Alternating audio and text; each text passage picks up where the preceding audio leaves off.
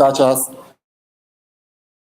new to this comprehensive research writing analytics training that has been rightly titled Research Writing and Data Analytics in an AI Era. Research is the backbone of progress for any nation, for any business, any state, any academic institution. And it is crucial that scholars possess the necessary skills to conduct research effectively, leveraging artificial intelligence ethically. AI in research has raised concerns about the ethical implications of using certain AI tools. Some researchers seek tools that can write entire research papers rather than utilizing AI to aid the research process. Others shy away from statistical computing, neglecting to analyze their data themselves. And this training aims to address these challenges. So at the end of this training, you should be able to decide to attempt to do your research yourself. So you're free to ask any question here on the platform, but our goal is that at the end of the training, you should be able to say, I know what to do. And we know the training is jam-packed, but we want to break the fear in some persons and make them decide and believe that they can do it themselves. I'm saying this because for lecturers, we have posted TED-fund call for papers, a call for concept notes. And our faculty has been known in time past not to even make any attempts. But we need to start thinking of doing groundbreaking things. And that will come when you decide that you're not going to stay at the level you are. And that's why I encourage you, no matter how discomforting the place is, no matter if they take the power supply and it looks very uncomfortable, just relax and know what you came for. While the facilitators are going on teaching, try to grab something for yourself. So at the end of this training, at the end of 3 days, we should have covered research methodology, AI for research optimization, statistical computing, and then referencing. And then we will talk about Google Scholar, Mendeley, and so on. Our resource persons are ready to engage in interactive sessions. And I encourage you to and learn from one another. Sit back, relax, and get ready for an enriching 3-day experience. Thank you for joining us. I wish you a productive, insightful training session. Thank you. Thank you so much. So we'll go ahead, our online viewers, they're experiencing now, make it better. We also, to avoid issues with network, we are providing all the materials and pre-recorded videos on the platform for you to access. Like I said, the facilitators are also on those platforms to answer whatever questions you have. So we want to delve in right away into the first session.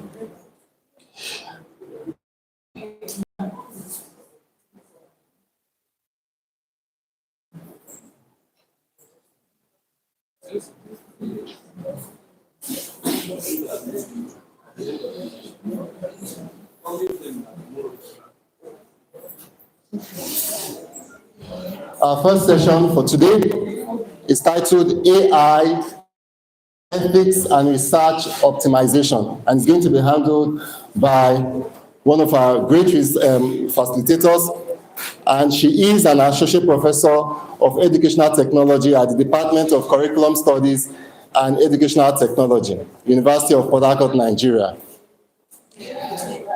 She majors in instructional design and technology with special interest in the application of artificial intelligence in educational and research. She attended the University of Port Harcourt, where she obtained BSc Education in Economics and was awarded the best graduating student of our department. She obtained the Master of Education degree in Educational Technology and Doctor of Philosophy in Educational Technology from the Department of Curriculum Studies and Educational Technology from University of Port Harcourt in 2016. Sorry about that. In 2016, she obtained a diploma in instructional design from the African Virtual University, Nairobi, Kenya. She was employed at the University of Port Harcourt in November 2007, where she has rose to the rank of associate professor. She has served in different capacities in the University of Port Harcourt, Nigeria, some of which include Acting Director, Center of Medical Research and Training, member, Regional Strategic Planning Committee, member, International Accreditation Committee of the African Center of Excellence in Public Health and Toxicology Research. Instructional designer, University of Port Harcourt Open and Distance Learning Center, the Curriculum Developer, Center for Medical Research and Training, just to mention a few. She is currently the chairman of the Graduate Studies Committee for 2 centers in the university, namely the Center for Medical Research and Training and the Counseling and Human Development Center. Outside the University of Port Harcourt, Dr. Esther F. Fomsi has collaborated with the African Virtual University, Nairobi, Kenya, where she served as the e-tutor in the Teaching Certificate Program. She's a module developer and reviewer on ICT basic skills in English and resource person curriculum mapping and harmonization workshop. She's a serving member of several professional bodies, such as the Organization for Women in Science for the Developing World, Educational Media and Technology Association of Nigeria, World Council of Curriculum and Instruction, Teachers Registration Council of Nigeria, Curriculum Organization of Nigeria, just to mention a few. She has facilitated several workshops on digital skills. I've attended, myself, I've attended like maybe 4 or so. I'm an ardent mentee. And she doesn't know, maybe she knows, but I have learned plenty things from her. She's a seasoned teacher, researcher, human resource developer, e-learning expert, and media specialist. And outside of work, she's passionate about cooking, family, recreation, and social work. She's happily married with 2 children. Join me to welcome Dr. Esther F. Fomsi. You're welcome, ma'am. Yeah, secret admirer. Okay, that's fine.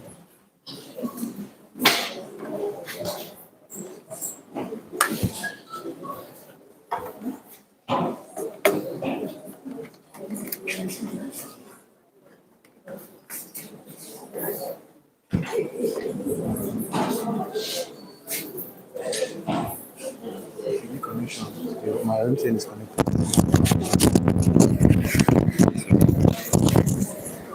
For the online.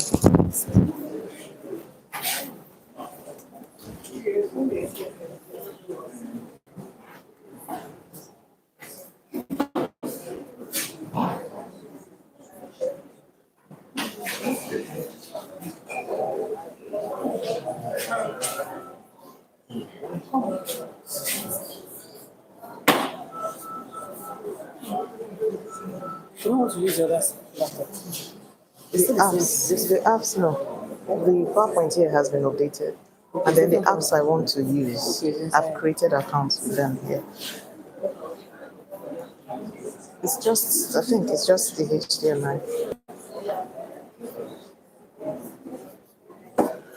Can I have the phone so that I don't?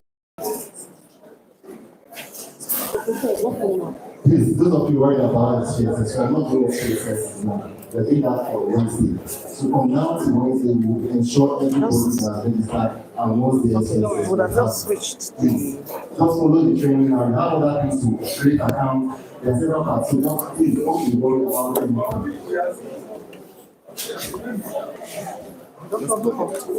It's not working. I've checked it. It's not found. Could be facial contact. Is it possible to switch the heads? Okay, I'm good.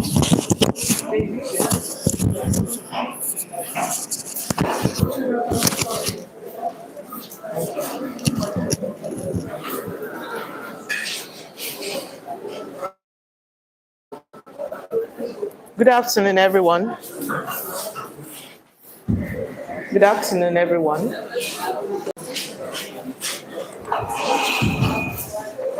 Okay, so I count it a privilege to be here to share with my colleagues the little knowledge that I've gained so far in the field of AI and research. And I want to believe that these 3 days will learn one another. So I'm going to have two parts in this presentation. As much as possible, I won't take so much time in part one, which is going to be theoretical, but we need that background knowledge to be able to delve into the practicals. And sent it ahead of time because I needed everyone to create accounts with the AI apps we're going to use so that we don't spend so much time doing account creation. We rather just delve into the use of AI. As we move on, a lot of you would have been using it, so maybe what we want to say will not be totally new, but I'm sure you will just learn one or two new things you may want to add to the knowledge you have. So for this first part, we'll just talk about research. I don't like high-sounding grammar, please. I'm a teacher. So as much as possible, I won't use the big grammar that Dr. Nduka will use when he's talking about research. So I'll bring it down to the level of a secondary school student. So bear with me if you hear me using very simple language when talking about research. So we'll look at the research process and we will talk about ethics. Because when we delve into the use of AI, when we are going to talk about effective prompting, our PG students will see that right here they are sitting. They will finish their proposal, chapters 1 to 3, right here that we're sitting, because of how AI has made research simple. So I'll spend a lot of time talking about ethics so that you don't just sit here now and write your research proposal and tomorrow you go and submit to your supervisor. So we're going to talk about ethics. We'll spend a lot of time there, and then I'll take you into AI, and then we will look at a few apps that we can use both as students, as lecturers. We'll use some of those apps to write a concept note that Dr. Godwin is talking about. We'll use them to prepare our PowerPoint presentations for conferences or for our defense. And you see the power of AI in research. So I think we can go. So I just have this picture here. If you're all seeing this picture, can you just tell me what message it's sending? Please, as much as possible, I would like to get your responses. Just look at the picture. What message do you think it's sending? Investigation, I love that word, investigation. Identification. Security. All right, thank you very much. So basically, if you see this, what will come to your mind is somebody trying to make an investigation. There's an old diary, meaning that the person will have to trace certain information. We have the magnifying glass and all that. You see, this thing we call research is what we do every day. Let's forget the big grammar that they call it in academics. It's what we do every day. So as a mother, you come back and they have broken something in the house and you ask, who broke this? And this one says it's not me, this one says it's not me. Meanwhile, it's broken. So what do? You want to find out who did it, isn't it? That's research. That's research. You start making inquiries. In medicine, they will call it make a diagnosis because that's what they are doing. And when they want to make a diagnosis, what do? They sit you as the patient on the chair and start asking you so many questions. They are doing a form of research. When we come to law, they will call it, you want to make an investigation. It's research. So this thing we call research is not as complex as we think it is. It's just about identifying a problem. Okay, this is a problem on ground. So how do I solve this problem that's on ground? Okay, I need to get some information. So let me talk to this person, this person, this person. They will give me the information I need to address this problem. You have started a research process. That's all about research. So each time we talk about research, we're just saying an exercise you're carrying out, the process you're carrying out to gather data. You see that word data, a lot of us don't like it because when we hear data, it talks about what, the thing we just see is statistics.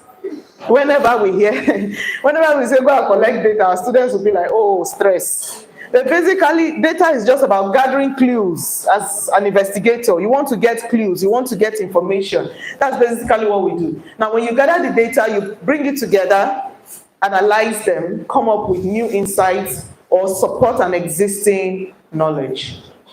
So all of us are investigators. When you say you're a researcher, you're a PG student, you want to do your dissertation, your thesis, you've just become an investigator. You're like that EFCC person that wants to go and find out who stole money and how the money was stolen and where it was stored and all that. That's just what you are doing in research.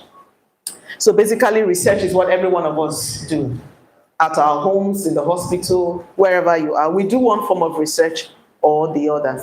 Now, the research has a process. This will be discussed in details tomorrow, so I won't spend so much time on it.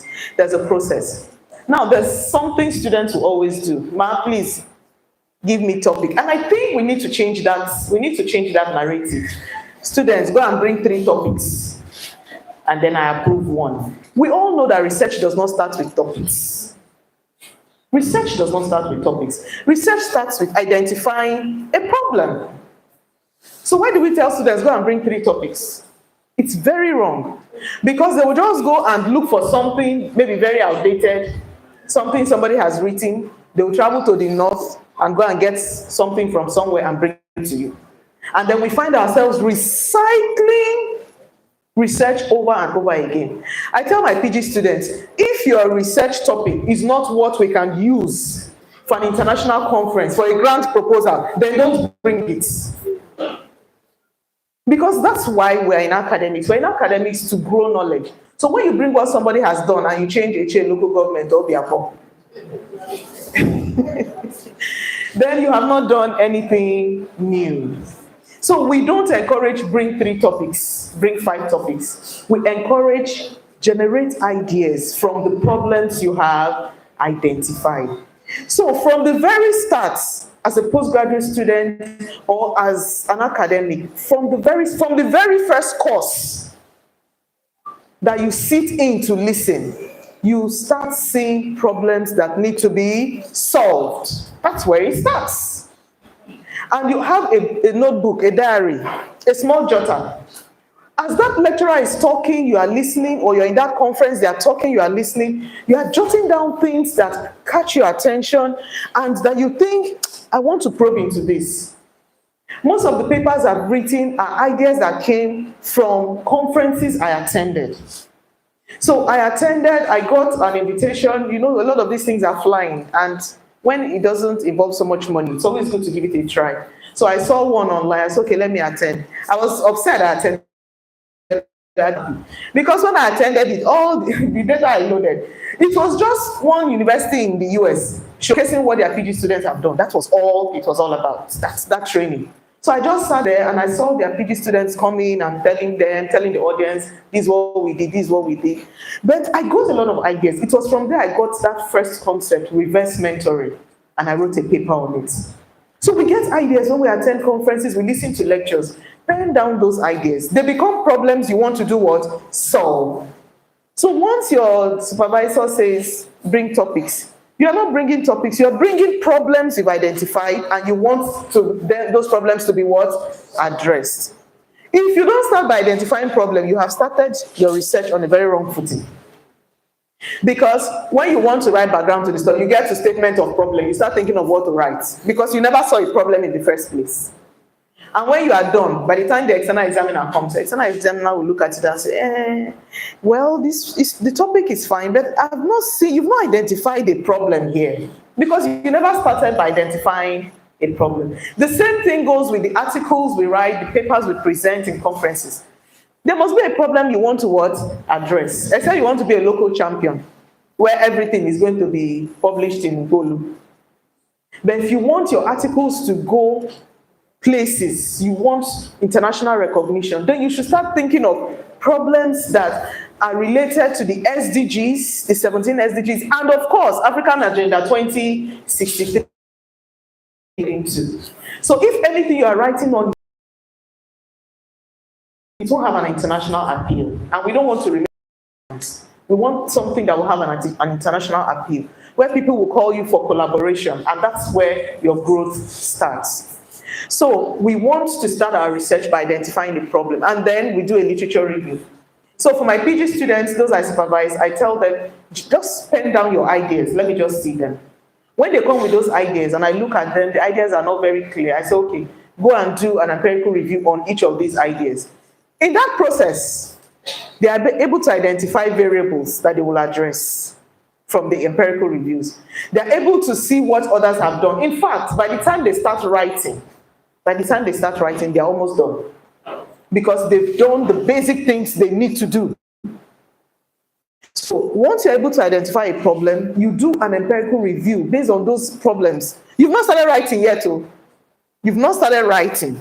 You just identify those problems, those ones you've taken down. Each time you attend lectures, you attend conferences, you attend workshops, you take them down, and then you start doing a literature review on them. I'm telling you, your research is like 60% completed. It's like 60% completed. So that's the process we follow when we do research.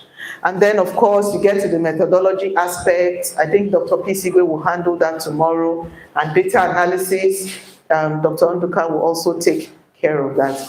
And of course, you interpret your results, you discuss them, you disseminate the knowledge through your projects, through conferences, papers, and all that, or books, textbooks you write.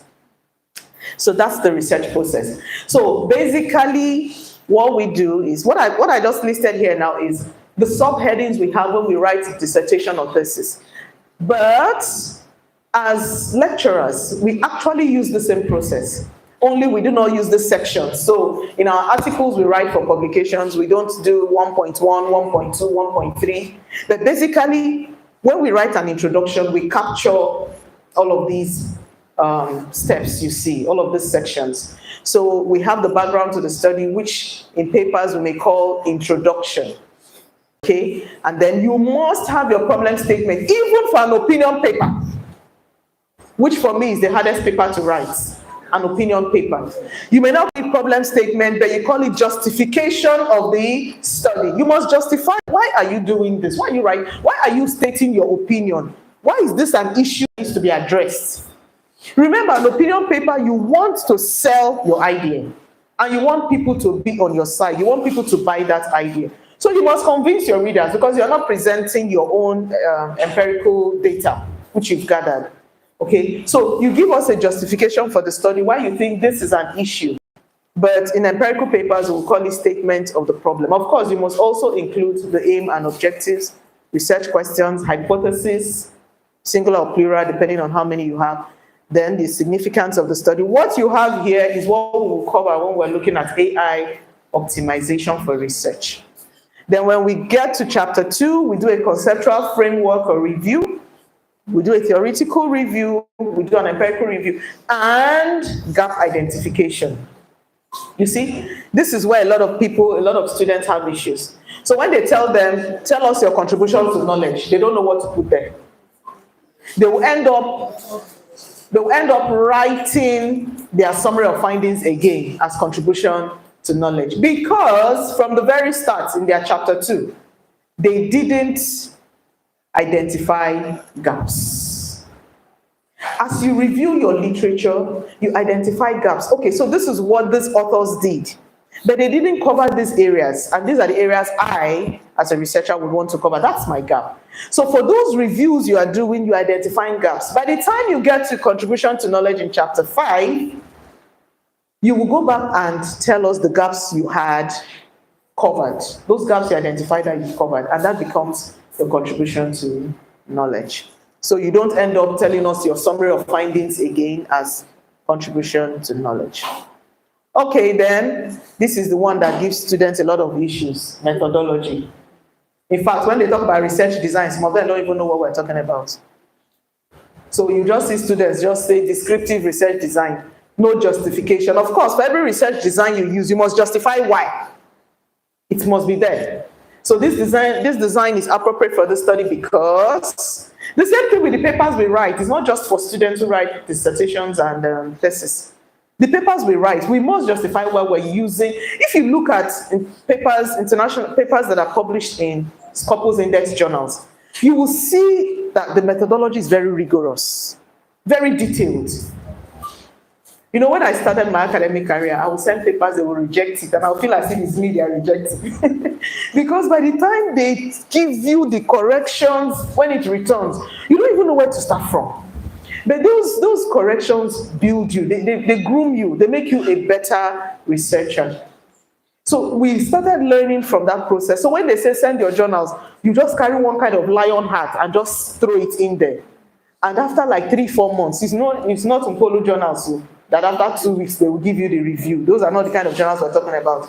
We're talking about sound journals that sometimes your paper will be there for 5 months and you think they've forgotten you. They've not forgotten you. Sometimes after 6 months, you see the paper come back. You don't know where to start making your corrections, but they make you better researchers. Okay, so you justify your design, you describe your area. These are the basic things you need to do when you're doing research. Even in writing papers.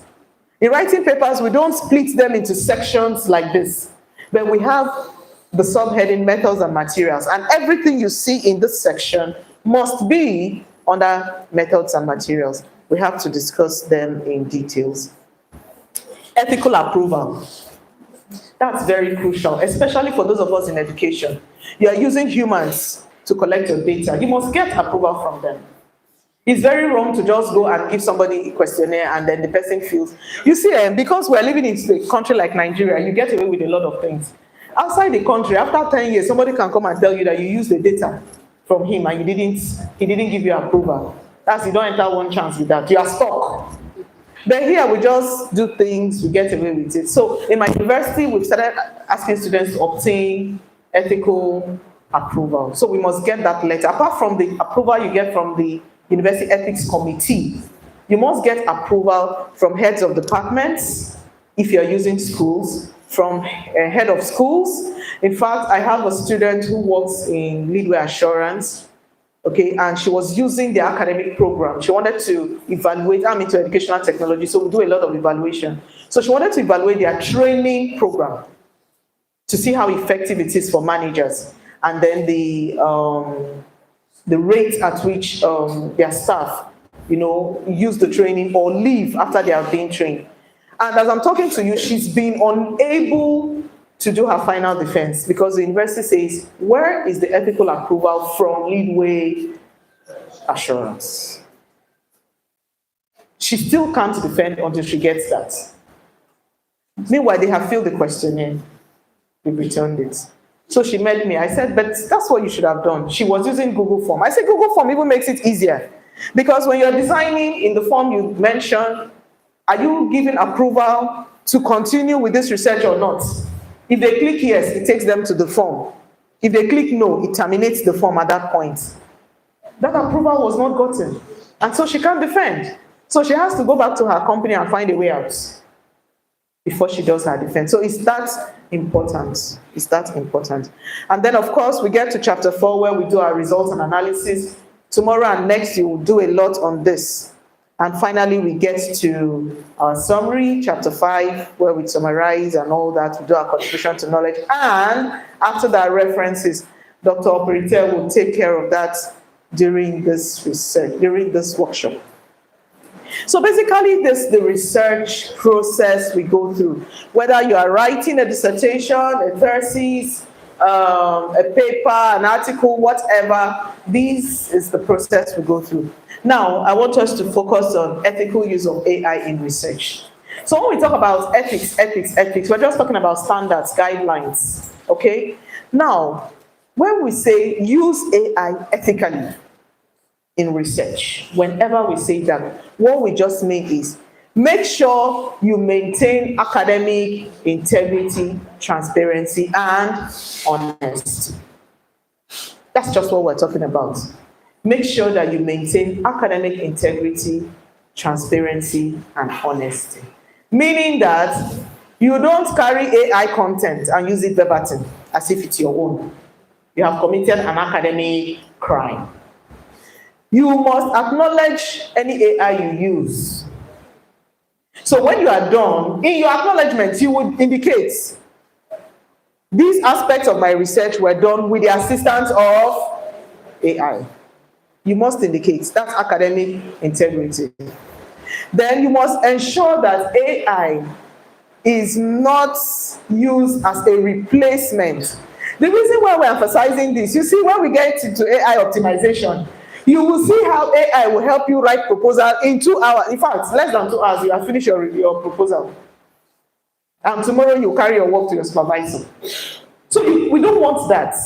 We don't want you to do that. We don't want you to write your papers using AI as a replacement. That's what we mean. You can use it as a supplement, but not as a replacement.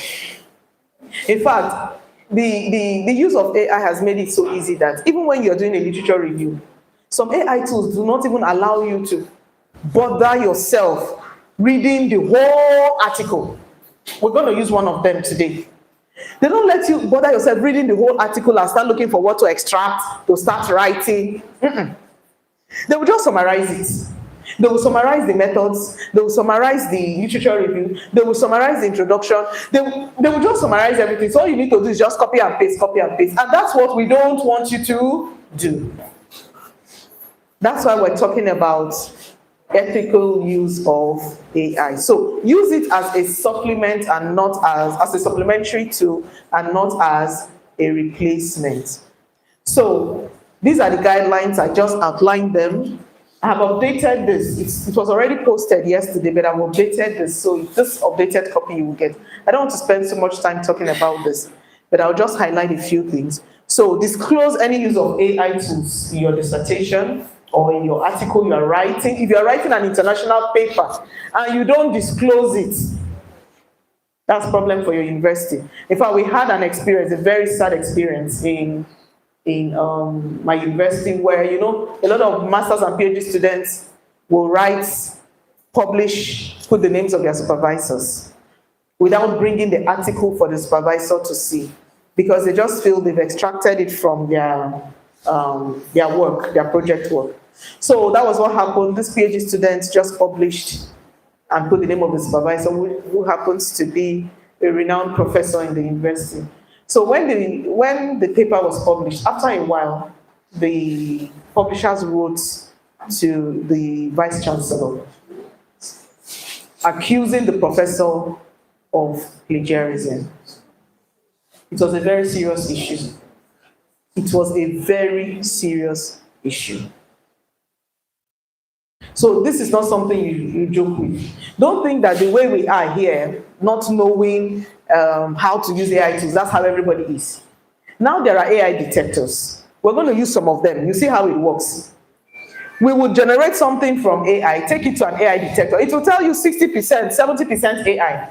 Though, of course, you know the way the whites are. They will bring a problem, they will bring the solution.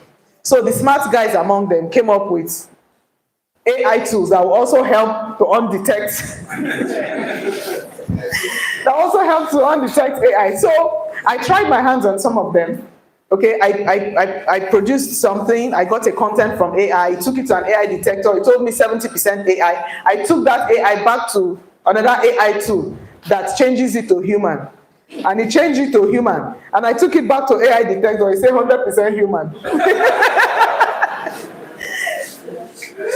So that is what is happening, but we don't want to take that risk in case there are higher AI detectors, and you don't want to become a victim. So that's why it's important that you avoid plagiarism. Don't submit AI generated text as if it's yours. Please don't. It's not the best.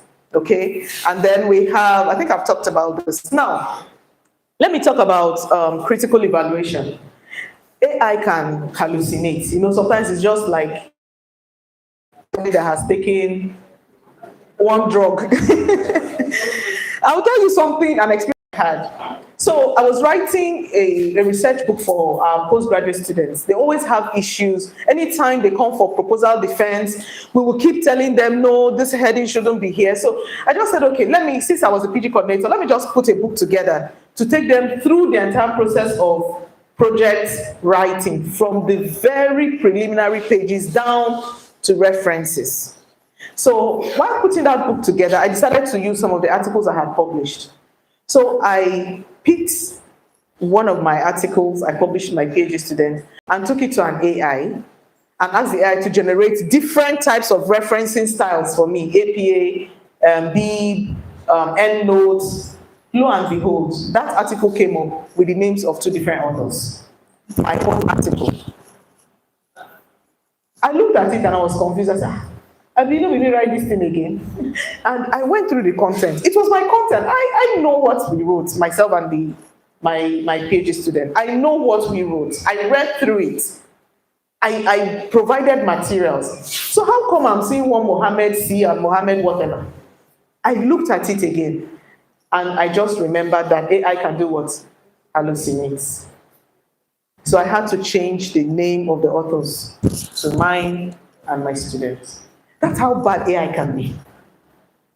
So if you tell AI to produce references and it produces references and you go and put it in your article, your paper, your dissertation, see, you've entered one chance.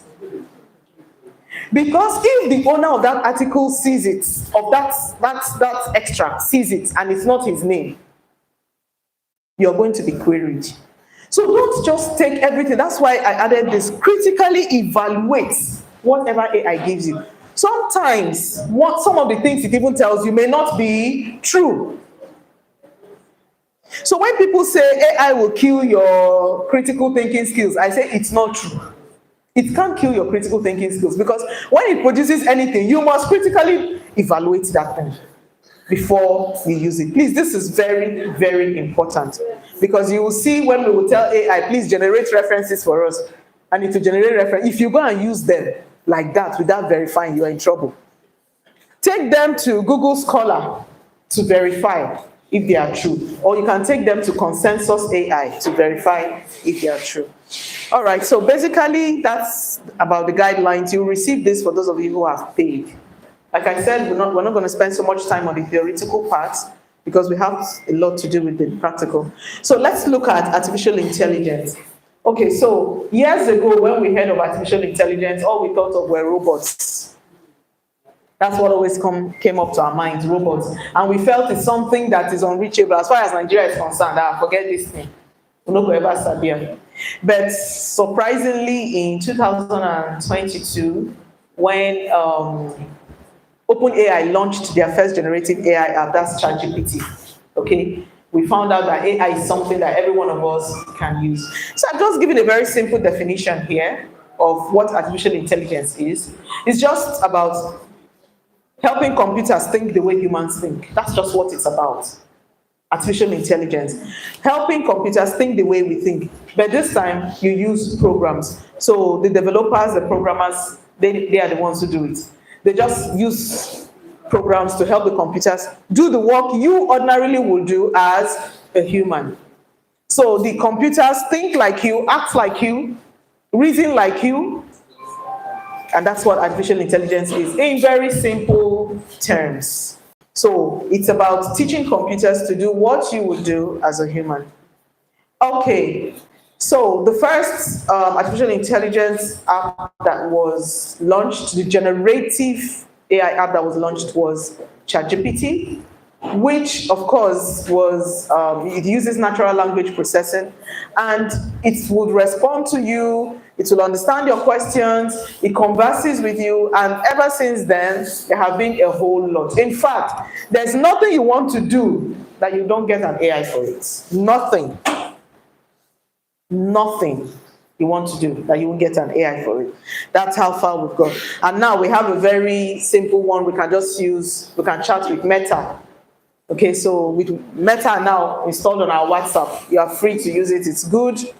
It could be detailed, but I think so far, from all the AI tools I've used, I think ChatGPT is the most friendly. If you ask me, it's the most friendly. And with the new model, the 4.0 model, it's for me, it's just the bomb.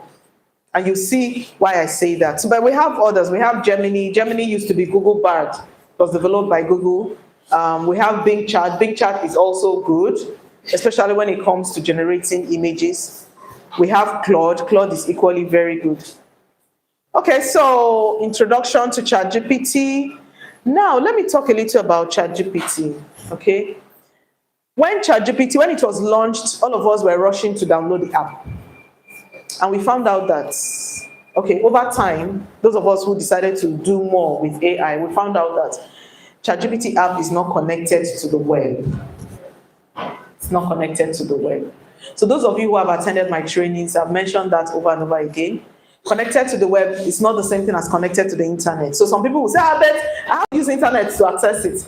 The World Wide Web is just an aspect of the internet, okay? So we have the email, we have testnet, file transfer protocols, web, World Wide Web, all those are different aspects of the internet. But the World Wide Web is the largest library, let's call it that way, the largest library in the world. So anything you're looking for in the world can be found in the World Wide Web. And unfortunately, ChatGPT is not connected to the World Wide Web. So today, in our practical, we're going to connect ChatGPT to the web. And once we do that, you don't have to bother going to the app. Just go to your Chrome browser and use it. And you are sure that anything it gives you is coming directly from the web. You can even click on those references and you get the full articles. So if you've been using the app, I'll just tell you, switch to the web and just use it. So we're going to do that. So for those of you who don't have an account with ChatGPT, please, let's start creating one now.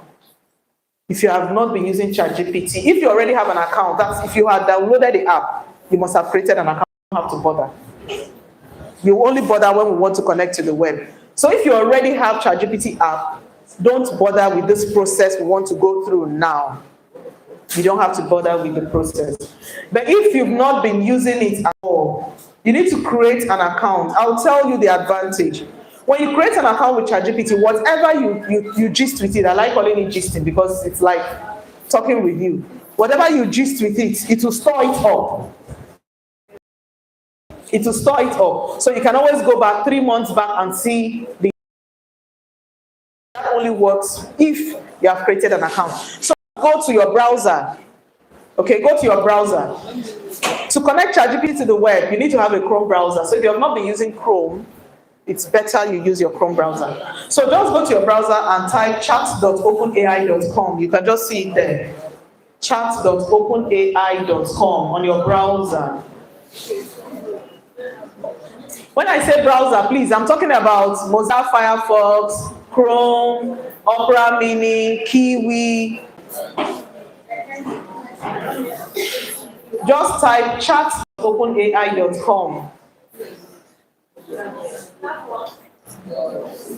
Chat, CHAT.openai. Open is OPEN, AI as one word. Chat.openai.com. If you have your laptops, preferably you can use it. Once you have created an account, you can access it either from your laptop, from your phone. You can access from any one of them. So go to your browser and type chat.openai.com. If you're having issues, just flag me. I'll come assist you.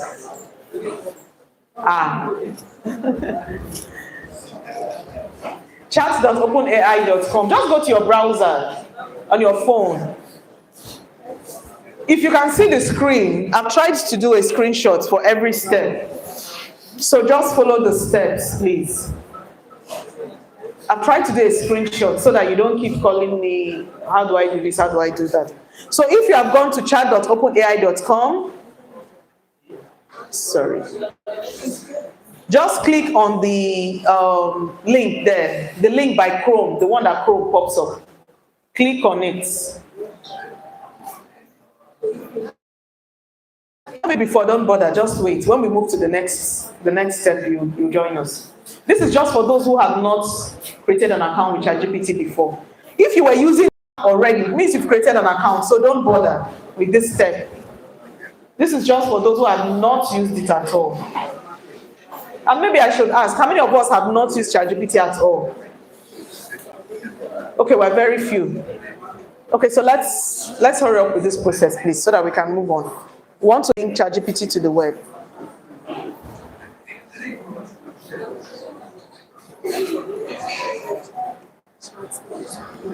Chat.openai.com is on the screen. Chat.openai.com is on the screen. So when you get there, at your top right, you see sign up. Just sign up. Follow the prompts. It will tell you enter your username, email, and all that. Just follow the prompts. At your top right, log in. Click on login. What does it say?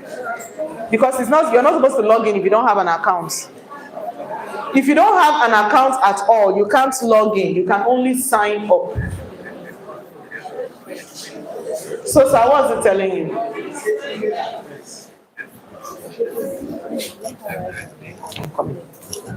Let me put them. Sorry. Yeah. Sorry. Welcome back. Okay, that means you had an account before now. You had an account before, that's what it means. Click sign up if you've never had an account.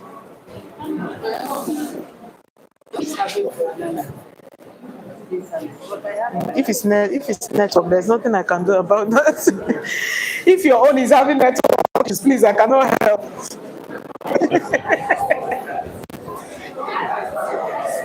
I cannot help you if it's network issues, please. If you already have an account, sign in. If you don't have an account, sign up. If you don't have an account, sign up. But if you have an account already, sign in. Please, where are those who say they've not used it? I want to help you out.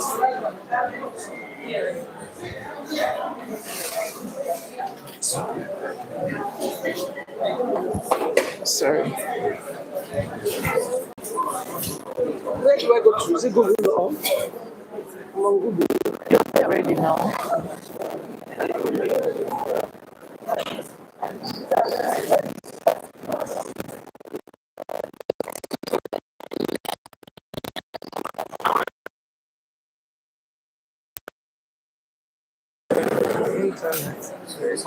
You've not typed openai.com now.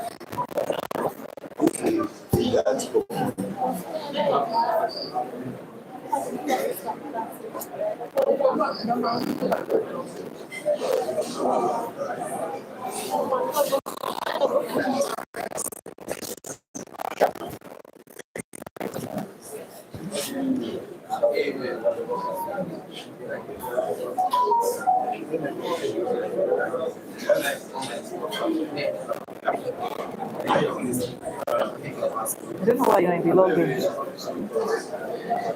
You're not supposed to go to the login if you don't have an account. You don't have an account. You shouldn't go to login.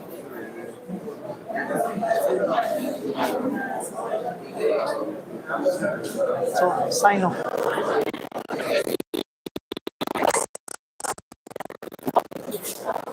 I'm not even open Chrome now. Eh? You have it there already. And then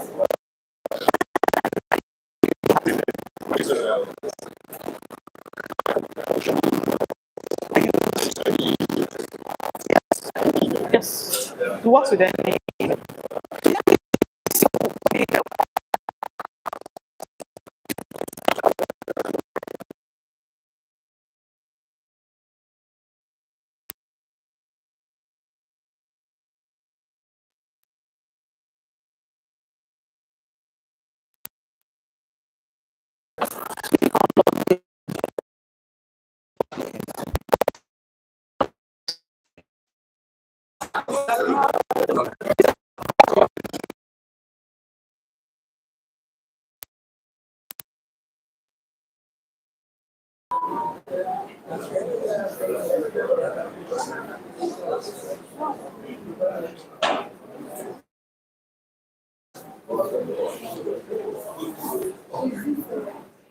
When it comes up, it will tell you to.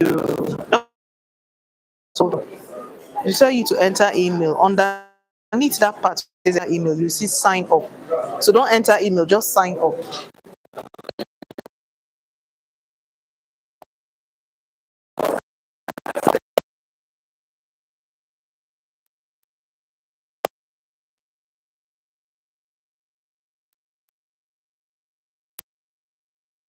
Before you call me, open your browser and type chat.openai.com. Don't type login, sign up. No. Just type chat.openai.com and click enter. That's all. And then when you get there, you call me. I will help.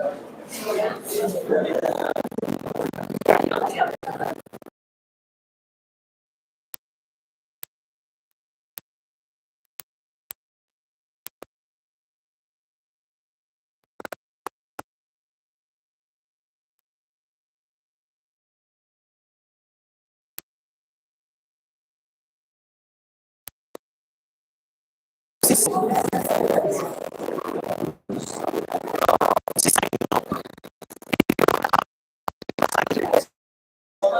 I've even gotten to phone.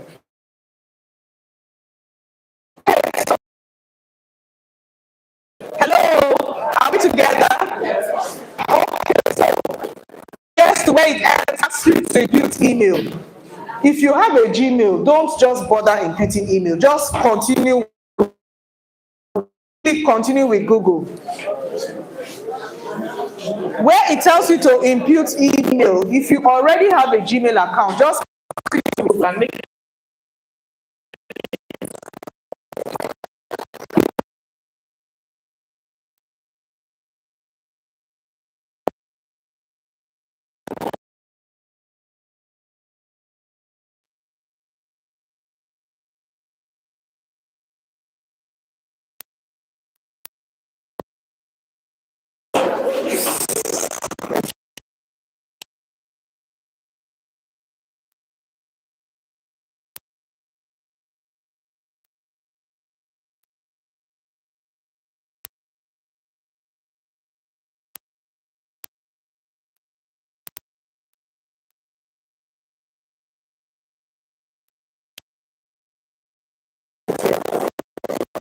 just click on this.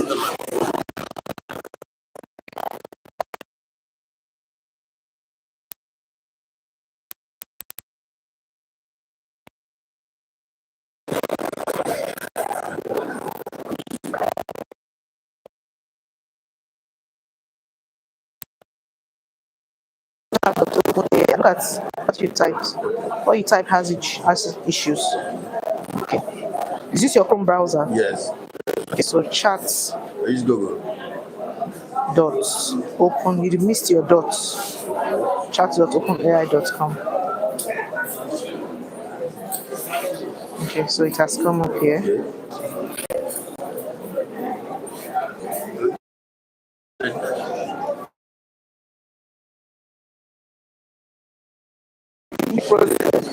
So when I show you, you show others who are your role. It's coming up. It's verifying. Verify you're human. Yeah, so materials you go online, you say verify your human. Please do verify. We're having network issues. It's not. Don't worry to come up. We're having network issues, so let it load. It's not supposed to show like this, so just give it time. Sir? No, you have to use Chrome.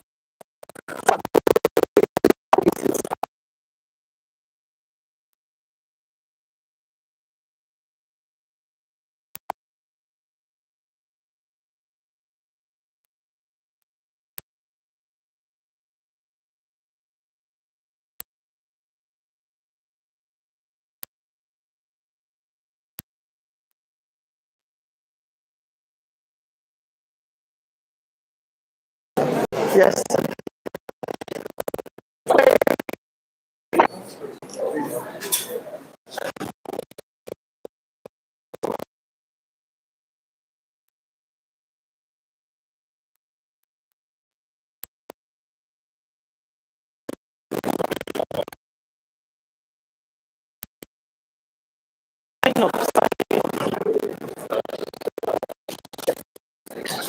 And just follow the prompts. Who are those who have issues? Yeah, I'm following up. It's in this stage I am. Yes, you're following up. Fire down. Yes, can I see those who have issues? Please, we want to move on to the next step.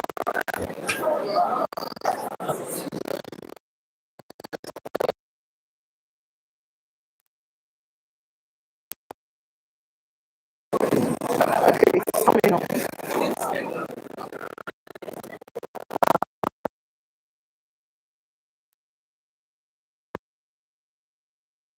It's coming. Now we click login to show you where you need to enter email and all that.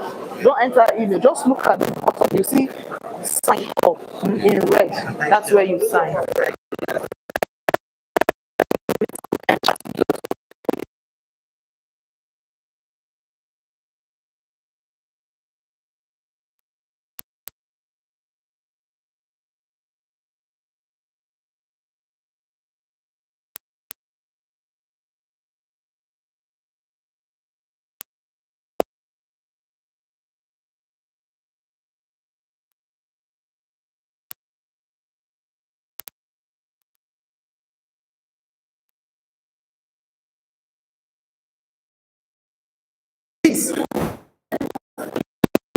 he's saying, the prompt.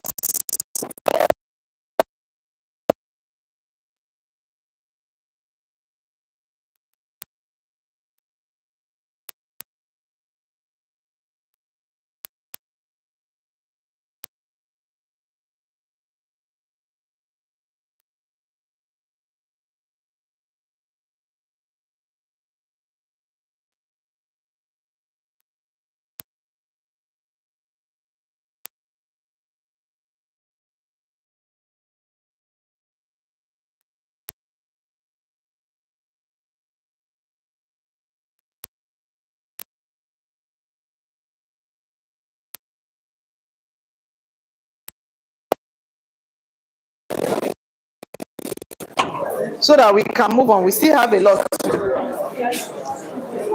Continue, sign up. You signed up. Okay, so continue with Google. Yeah.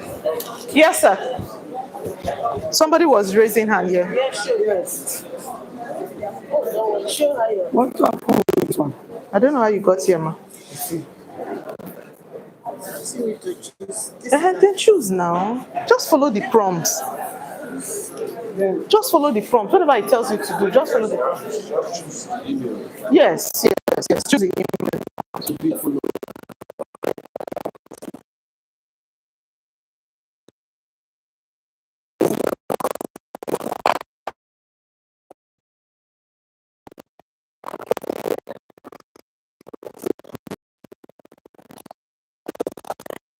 It's your email. Is that your email? That's the one. You should keep that as your email. And just follow the prompts now. It says choose an account. Choose any email. Yeah, just yes. Any email you know you remember the password. As I click on continue, you tell me something went wrong. It's network. Once it says something went wrong, it's network. It's network. Yes. It's network. Just take time. Follow the prompts. What's it saying? Look at options there now. Cancel, continue. Click continue now. You created an account. Have you created? No, not Google account. Account with Chat GPT. Then click login. Please create an account, not Google account. Oh. An account with Chat GPT. That's almost Fire down. Here we go. That's the Google account to register with them. Now fire down. Follow the prompts. If it says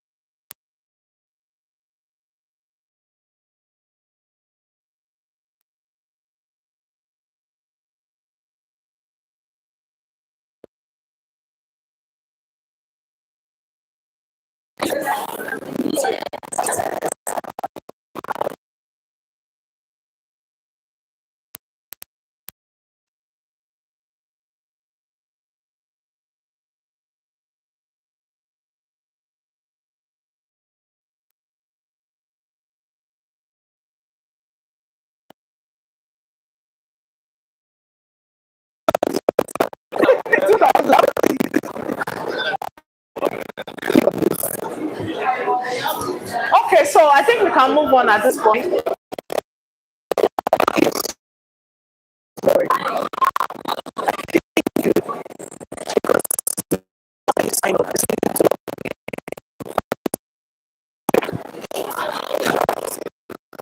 I should round up with this session so I can move on, please. We still have a lot to do. Okay, so what is Yes, click on the email you want to use. I use my phone number. Open this.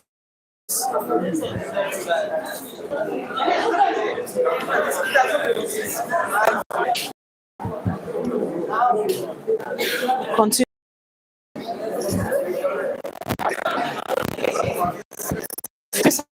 We are good. Okay. All right. So, of opening an account. So at this point, for those of us who have opened an account, those who are still trying, please continue. You'll meet on. Please, let's link it to the web. I noticed as I was going around, some people are already linked to the web, so that's fine. So to link to the web now, leave that chat GPT where you are. Go back to your browser and type web chat GPT. This is for everyone, including those who have downloaded the app. Let's link ChatGPT to the web. Type web chat GPT on your browser. Web chat GPT on your browser. This will help you each time it generates, it will give you the sources, and then you can just click on the sources to take you straight to the World Wide Web. So on your browser, type web chat GPT. If you're using laptop, just go to your Chrome web store and type web chat GPT to come up. Web chat GPT. Yes, choose the first option that is linked to Chrome. This is a Chrome extension. Okay, I forgot to mention that. So this web chat GPT is a Chrome extension. So it's like, let me just use a very simple English. It's just a helper. Okay? Extensions are like helpers. So they help you use ChatGPT, they help you link it to the web. So just type web chat GPT on your Chrome browser. Several options will come up. Look for the one that has yes, you can use Chrome Web Store. Just open it. Web chat GPT. Are we there? Web chat.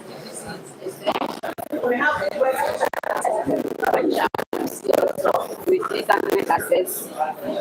You will see the one that is https://chrome.google. That's the one you are clicking on. The one that has the Chrome link.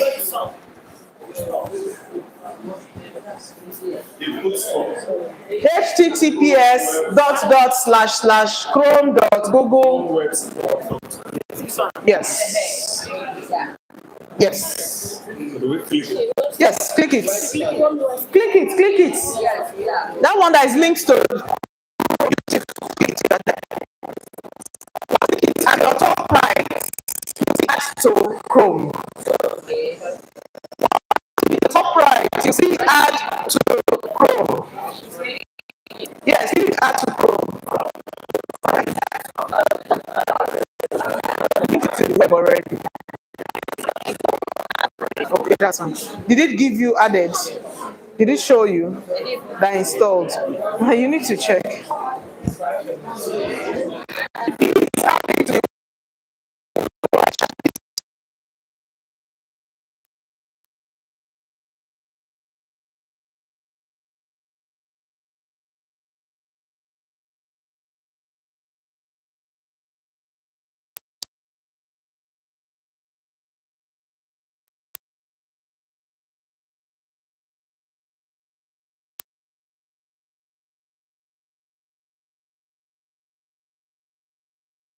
Into the main thing for today. We've not even started.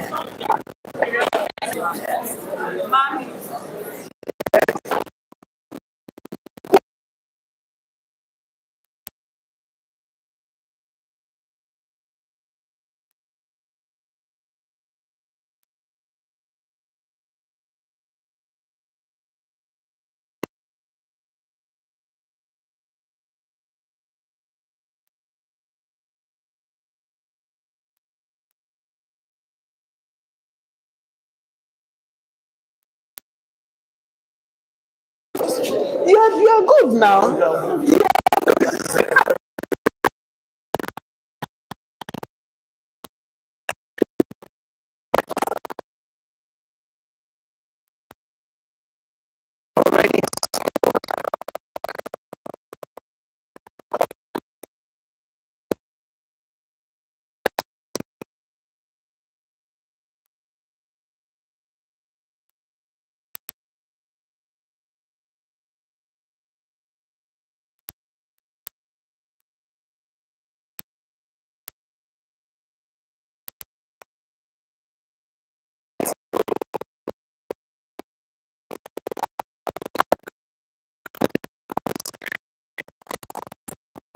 my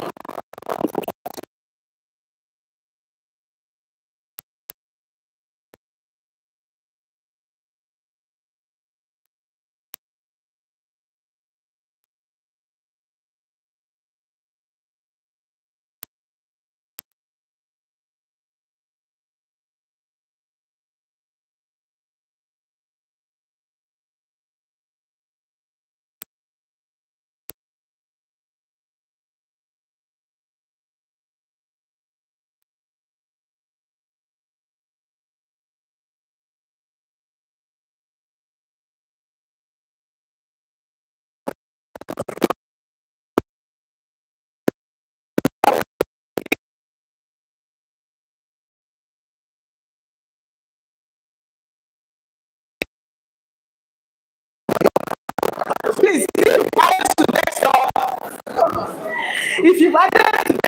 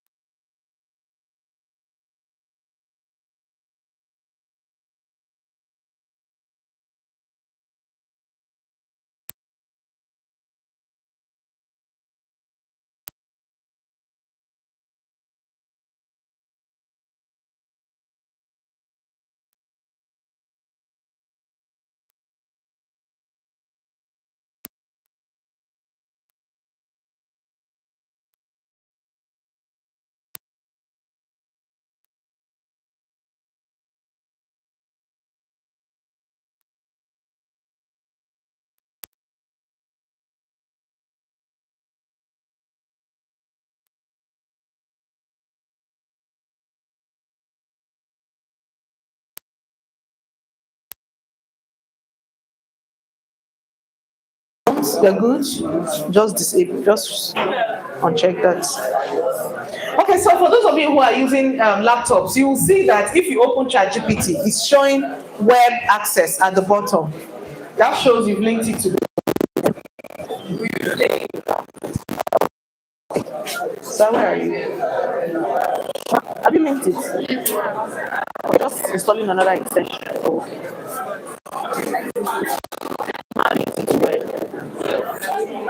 Okay, you're still here.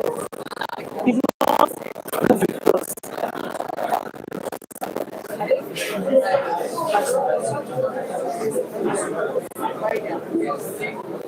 Okay, so take it from here. So follow the prompts. Okay, so I want to believe we've all linked the ChatGPT to the web. If you don't link, you won't be with us. So please.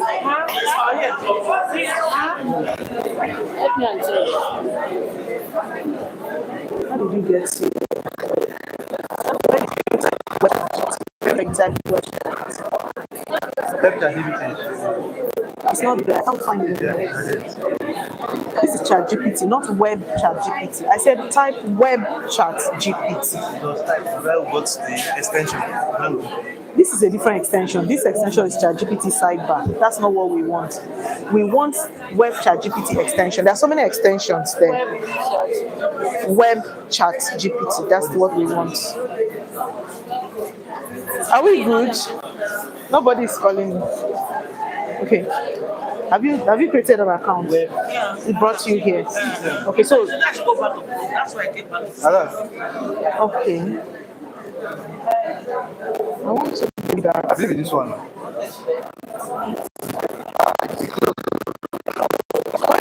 Just type web chat GPT. That's all.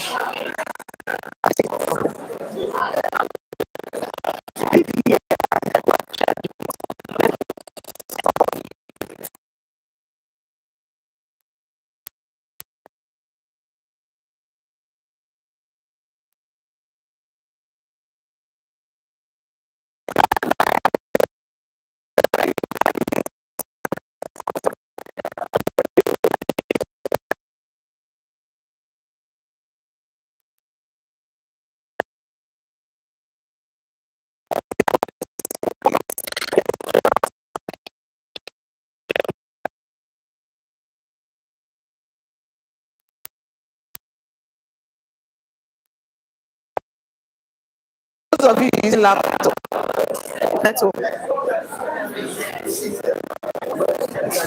Uncheck one click prompt.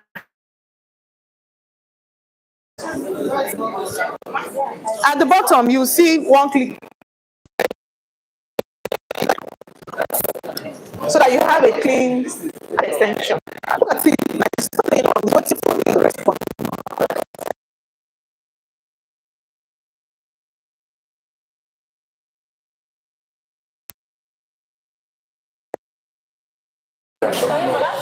Yes, just on yes, you're good. You're good. Just uncheck it so that you have a cleaner. You're good, you're good, you're good. It's already on Chrome, yes. Just go to ChatGPT. Yes, you're good, you're connected. Just uncheck this.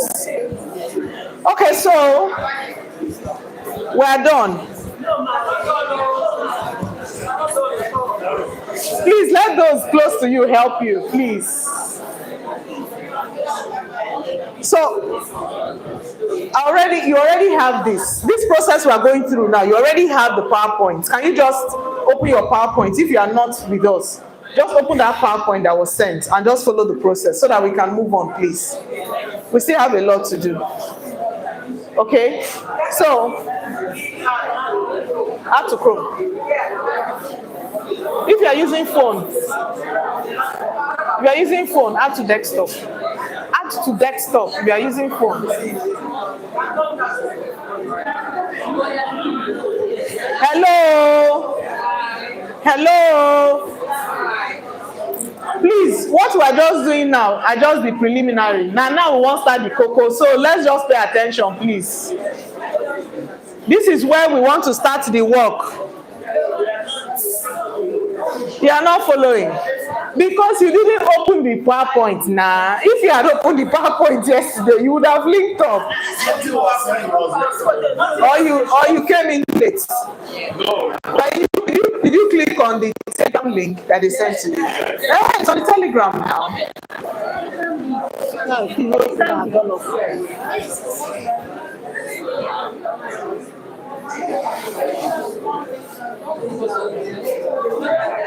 I just having network issues.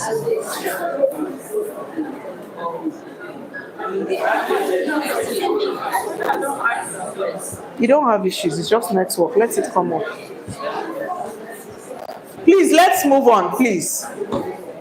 Please, this part, you see, this other one we've done. You can always meet people to help you. They can help you do it. But if you miss this part now about prompting, that's where you will have issues. This one we want to talk about now. This one, we're not installing anything. We're not installing anything. But you need this information if you want to maximize your use of ChatGPT. Then when we're done with this, we'll now move to SciSpace. We'll start creating an account again. That was why I begged Dr. Godwin to share this thing, because this creating an account is where we are going to be having a lot of issues. It's not demonstrating. We'll see the video.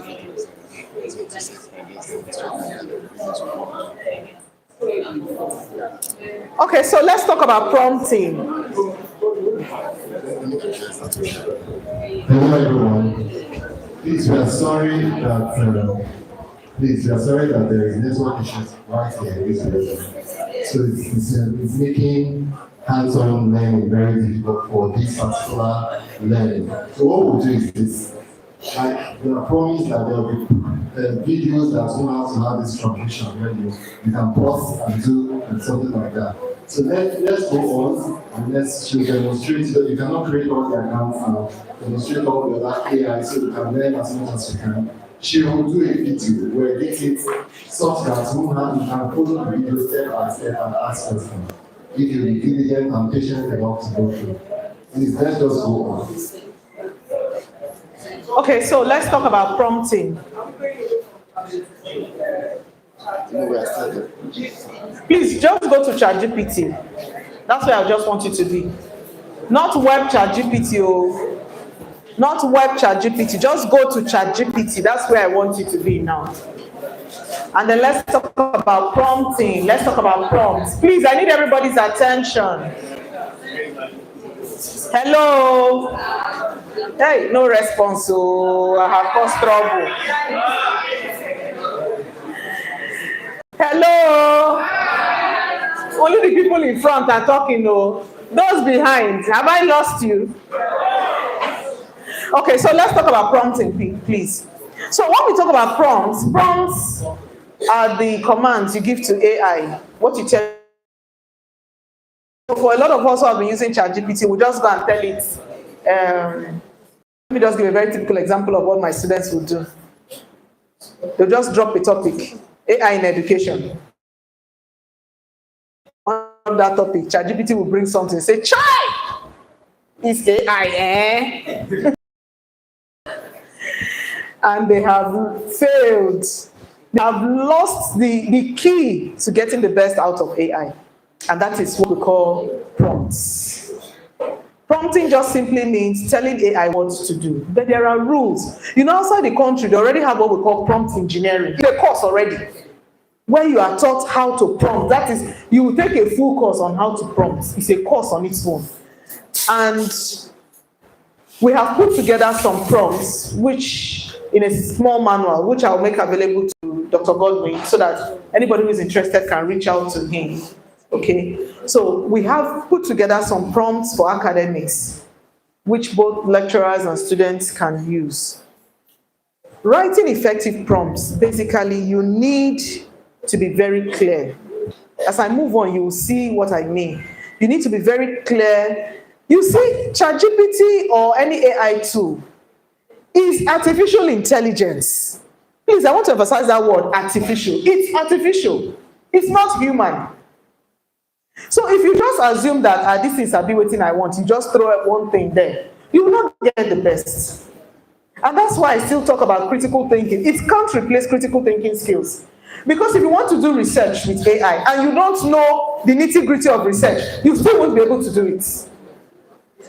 So you must know the basics. You must know what you want as a human before you can tell AI, this is what I want, give it to me.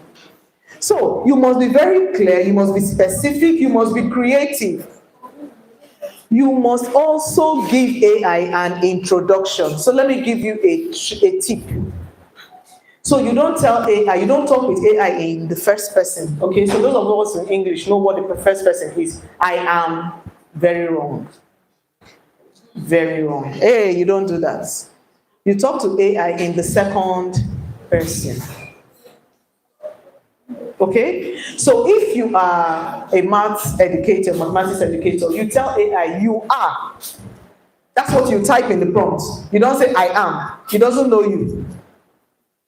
So you tell AI you are a math educator. So AI now assumes the role of a mathematics educator. Are you getting me? Yes. So that's one tip. Talk to AI in the second person. So if you're in educational administration, you tell AI you are a higher education instructor in the field of educational administrator. That introduction is very important. With that introduction, every other communication you are doing with AI is bearing that background in mind. There's even a way you can customize your ChatGPT so that anytime you come to it, it already knows who you are, but we won't go into all that now. We don't have time for all that. But the basic thing is talk to AI in the second person. Give it a background. So if I'm a PhD student in business administration, before I start doing anything on ChatGPT, any prompt I want to give it, I'll tell ChatGPT, you are a student, a PhD student in the field of business administration. You are writing your project, you are writing your dissertation. That background is what AI needs to be able to give you the best. Please, do you get that? So that's one thing. Use keywords, use examples. There's a way you can add an example. So if you want AI to do something for you, you have typed the prompt and you've not finished, you want to attach something, you can just use space and enter. If you press enter, it will go. But if you use space and enter, it will give you an opportunity to paste something and continue your prompts. Okay, that's another tip.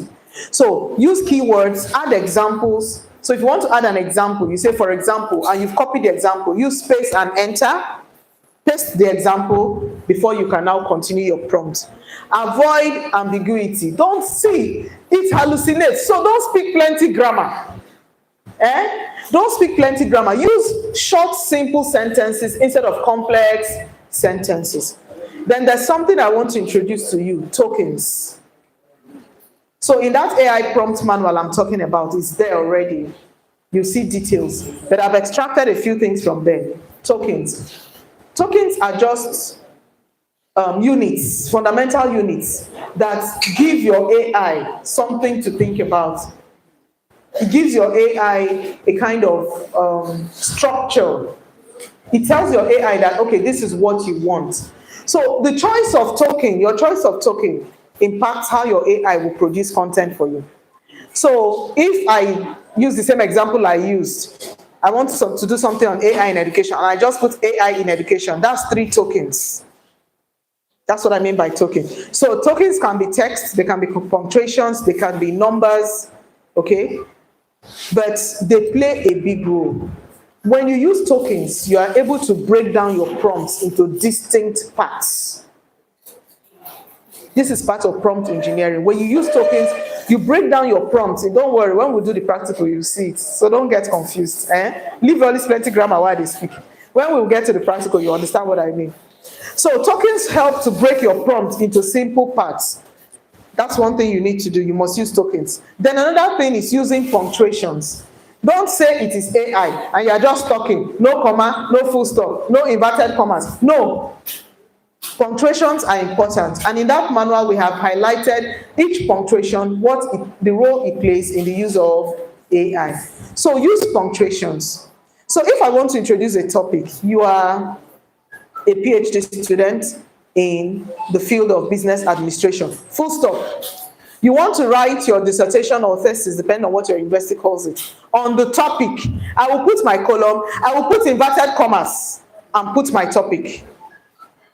Those things mean a lot in how your AI will understand you. Are we together? Yes. Okay, so that's the use of punctuations. This is another AI tool, but we won't go into that. So at this point now, I want us to go online and let us generate topics. Let's start from there. Let's generate topics with the use of ChatGPT. All right, so somebody should just give me his field of study.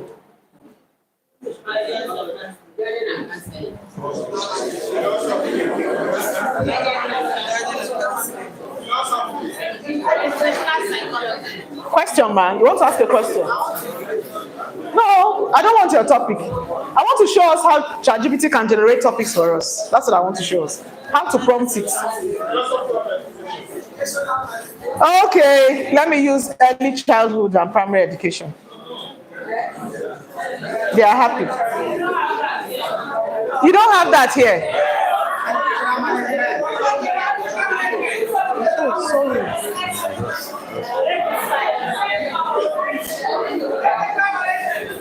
Have you forgotten that we are not training only UST people? Are they RSC people? We are training a lot of people. Special education, yeah, we also have that. Okay, it's coming up. Okay, fine. Okay, so I'm sorry I have to drop this because I need to type. Would that affect students? Okay, so at this point now, with what we've learned about prompts, I want... Okay, thank you. With what we've said... Sorry, I put it up. With what we've said about prompts, I want us to work together. So people will give me the prompts I will use. We want to generate topics, okay, in a field. So, philosophy. Yeah, philosophy. So, are you a master's student, a PhD student, a lecturer? PhD, master's. Okay. So, like I said, we are going to talk to the AI in the second person. So, this is what I'm doing.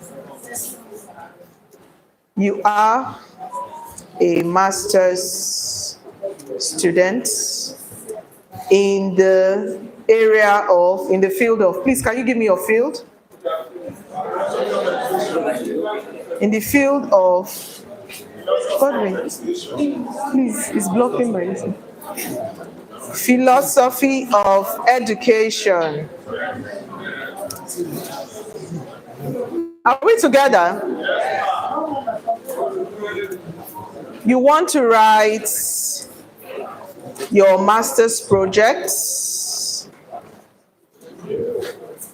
You want to write your master's project. Please take note of my use of tokens and punctuations.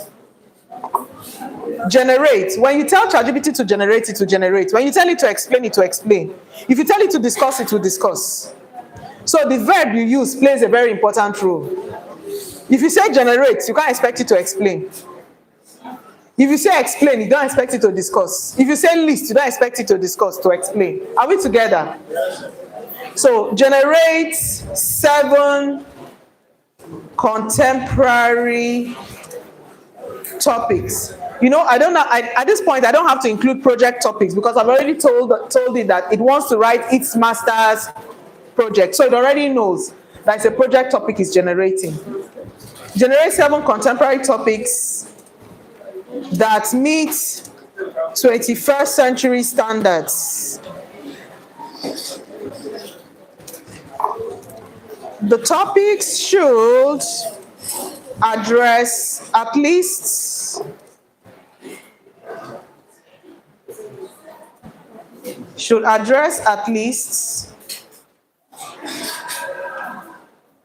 one SDG goal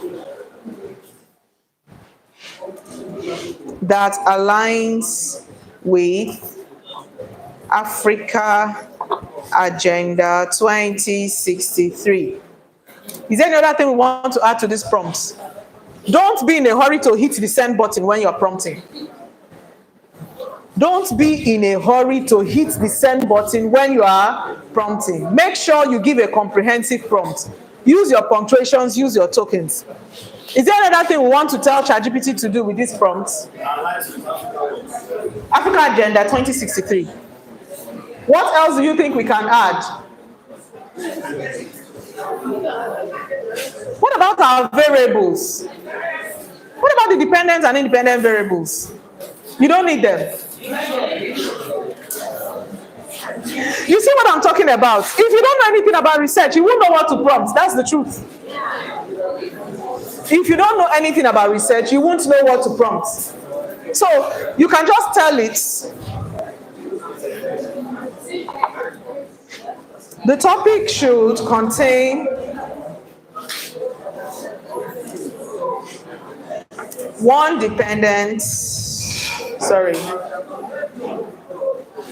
independent and two dependent variables. Is there another thing that we want? Is there another thing we can add? Are we together? Is there another thing we can add? No, not in topic now. In topic, research methods. In your topic, you put research methods and design. What about your word counts? Or people don't have word counts here? You have 18. Okay. So the topic should okay, we said seven contemporary. So do you know why I decided to put 7? Do you know why I decided to choose 7 topics? Exactly, so that I can choose from any. Because to give you a lot of topics, some of the topics are not even researchable in Nigeria. So I can even restrict this in the field of philosophy of education. Okay, let's leave it. We'll walk around it. So the topics should not be more than 14 words. The reason why I'm saying 14 words is so that by the time it generates it, when we add in Obiakwa local government, in Port Harcourt, in Moha, it will not exceed 18. Do you get that? All right, so at this point, I think we can just hit the send button and let's see.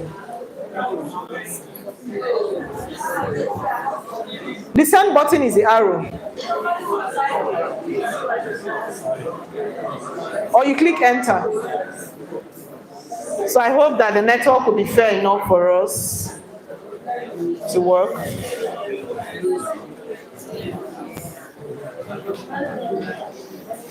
We are having network issues. It's still browsing.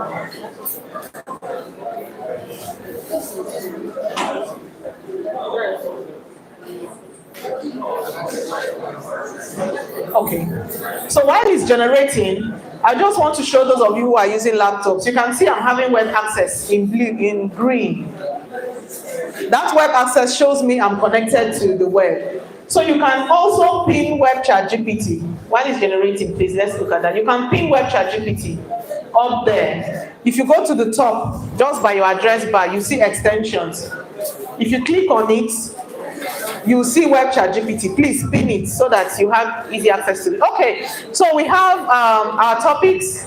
Remember, we asked it to link it to one of the SDG goals, at least one of the SDG goals. We asked it to make sure that the topic is a contemporary one that meets 21st century standards, so that it doesn't give us one archaic topic.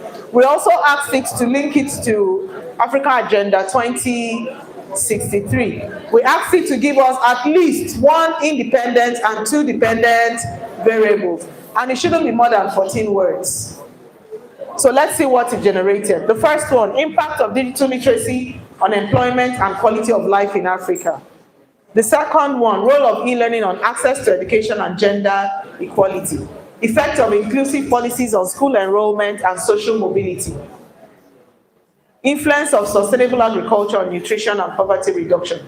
You can see it has a trend of attaching it to one of the sustainable development goals, which makes it current. So which one are we going to work with? Other philosophy, which one are we working with? Which one do you want us to work with?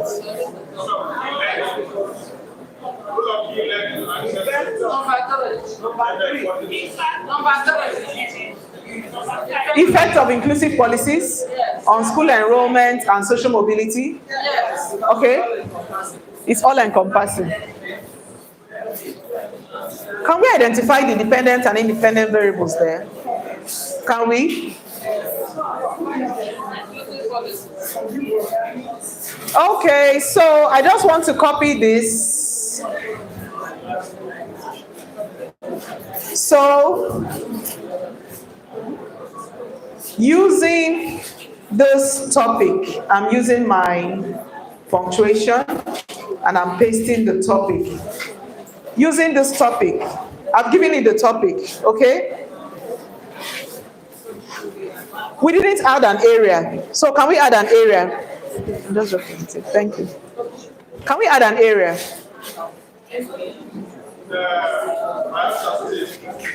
In Bayelsa State. Bayelsa State is too wide. Is it Ministry of Education? Is it Ministry of Works and Housing? So when you say Bayelsa State, what exactly do you mean? You must streamline, you must narrow it down. Is it in schools, higher education institutions, secondary schools? In secondary schools, public or private? Are you seeing what we're doing with the topic? That's why we say you can't use what ChatGPT has given you just like that. You must fine-tune it. So we are narrowing down. So effects of inclusive policies on school enrollment and social mobility in public. Yes, senior or junior? Aha. Thank you for that. In senior, secondary, in public senior secondary schools.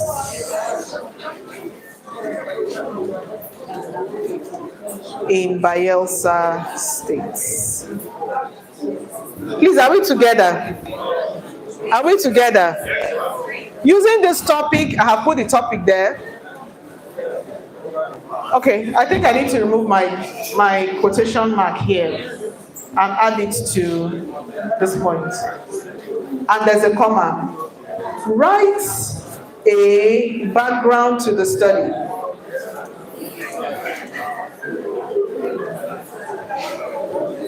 We want to do our 1.1, background to the study. So I've said using this topic, write a background to the study. I don't think I want to go, let me just pull out sample prompts and then we just adjust it. I'll read them out for you.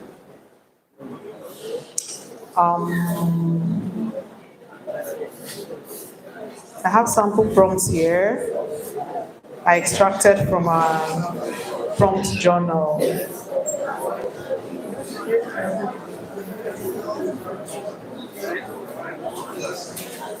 Please, just a moment. I just want to copy and paste so that we can save time. Okay?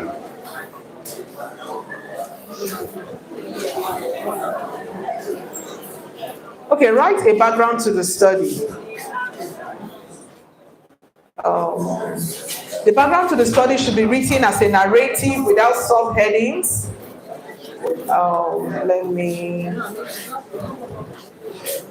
The background to the study should be written as a narrative without subheadings.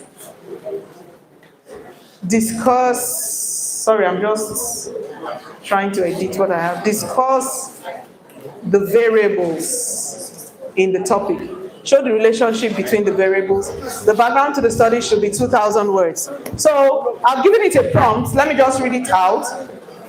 Using this topic, effect of inclusive policies on school enrollment and social mobility in public senior secondary schools in Bayelsa State, write a background to the study. The background to the study should be written as a narrative without subheadings. Discuss the variables in the topic, show the relationship between the variables. The background to the study should be 2,000 words. You know, in the University of Port Harcourt, our master's dissertation cannot be less than 25,000 words and 50,000 words for a PhD. So our students are always struggling with what to write. So when we teach them on how to use AI, we tell them to add words. But we always emphasize ethical use of AI. Even if it gives you 2,000 words, you will not copy it and go and put in your research project. You must go back and edit that thing. You must paraphrase it. That is what you must do. That is what we mean by academic integrity, transparency, and honesty. That is the ethical use of AI. You must go back and paraphrase it because it's not your work. Are we together? ChatGPT, whatever it gives, is not your own. Okay. So I'm hitting the send button and then let's watch and see what it generates for us.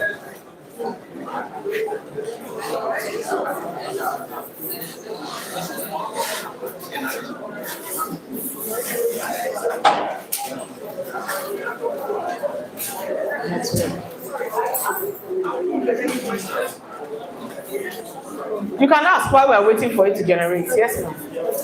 You can ask while we're waiting for it to generate.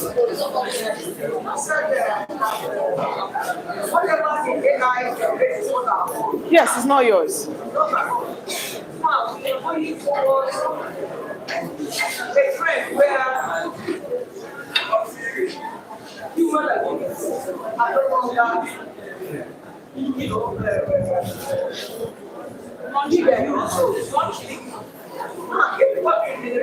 Because I just right now in my own way, as I get 8 seconds. So this question, this answer that I'm giving you now is not my own. And I'm going to actually I'm not a usual any of you. I'm like, question that I get having answers to Okay. Give her this. Okay, just hold on, please, so that we can hear you. Please, can we hear her? This question is very, very important. Yes, ma'am. If there's anyone that is interested in this AI business, I think I'm saying I'm one because I'm on the media and I use this very, very inexhaustively. Now, you said that whatever we generate or whatever the AI Generates for you. for us is what matters. Yes. I just did something here using the chat and whatsoever. GPT. It gave me answers in seconds. Yes. And I like myself with those answers that are part of me. If I'm going to do research now, maybe something I needed to travel, and I said, no, let me use AI content. And you're telling me that the answers AI has generated, it's not my own. It's not yours. Can you just All right, ma. Let me show you. Let me show you why it's not yours. Hello. Please. Collect it from her. It's not your property. No, that is not to say that I did not take cognizance of what you. No, it's okay, ma. I'll address it. You need to evaluate. But I think that, like I said, It's okay, ma. I myself in some of these things that I'll address it, ma. All right. So let me show you something. Please, are we together? Let me show you why it cannot be yours.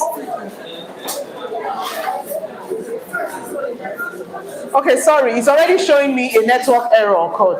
But let me just show you something from the previous one we generated. Are you seeing the sources here? Are you seeing sources? These things were pulled together from what is in the web. So it cannot be yours. These are things that people had written, and AI just brought them together and packaged them for you. So definitely it's not yours. Look at the sources there. And like I said, because we have linked AI to the web, that's why we have the sources. So I can just right click now and open each of these sources. If you want to make this content yours, you must put your own idea. You must put your own idea. And each of these sources that are here, if you are picking something from them, you must cite them. You must reference them. You must paraphrase this content. Basically, when we do literature review, that's what we do. We paraphrase content and then add our own ideas before it becomes ours. I don't know if we're together. So that's when you can make it yours. You paraphrase, you add your own ideas, and then it becomes yours. You cannot use this and claim that it's yours. That is academic crime. I don't know if I've made that clear. So you can see it has given me a very beautiful background that I am tempted to copy and put in my projects and go and give my supervisor. You must make an input. You must make an input, and you must paraphrase this, and you must cite the sources.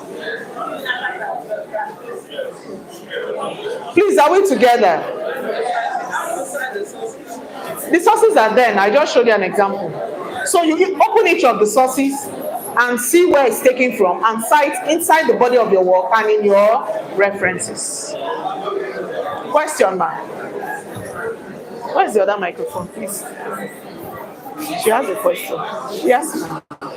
If same person, maybe somebody that is a educational psychologist, also do the same thing I did, and be able to get the same answer. You can never get the same answer. No, excuse me. You can never get the same answer. Even if you use the same prompt, the two of you, you can never have the same answer. That is AI for you. Okay, why is that so? That is how they programmed it now. That's how they programmed it. You can never have the same answer. Even with this prompt, with this same prompt, if I click regenerate at the bottom, it will still give me something different. If two of you are writing on the same project topic and you have typed this thing on your laptops and you click send, you can never have the same answer. That's how they programmed it. That's how it's been programmed. Okay, somebody is asking a question online. Please, can we hear the question? Check. You can use this. Okay. Can we reference ChatGPT? No, you cannot reference ChatGPT. ChatGPT is not an author. You can't reference it. However, you can acknowledge the fact that you use ChatGPT in certain aspects of the work. So under your acknowledgement, it will come up and you indicate which aspects that you use ChatGPT. Ma? It's the same thing. At what point? Yes, if you look at international papers, most of our local journals don't have. The international papers, there's a part where they want you to mention conflict of interest, acknowledgement, it's there. That's where you indicate. They don't have it. Please indicate at the end of your references. You did not. You are not putting it as reference. At the very end, put that acknowledgement. Some aspects of this work was done with the aid of. In fact, don't just say some aspects. Indicate the aspect. AI was used as an assistant in the literature review of this work. That one sentence will free you.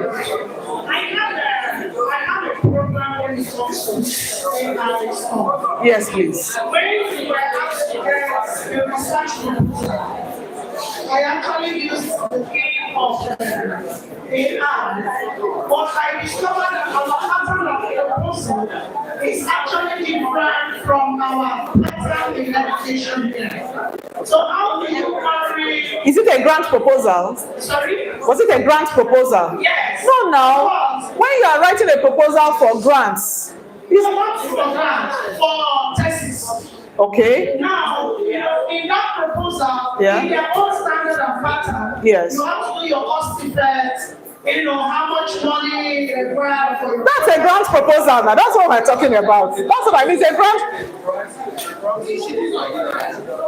See, ma'am, that's why prompting is very crucial. That cost effect and all that is when you are asking for funding. But at this point, I wasn't asking for funding. So it's what you prompted it. You just said write a proposal. So it assumed it was a proposal for funding. If you look at what I've done here, with this now you can get a guide.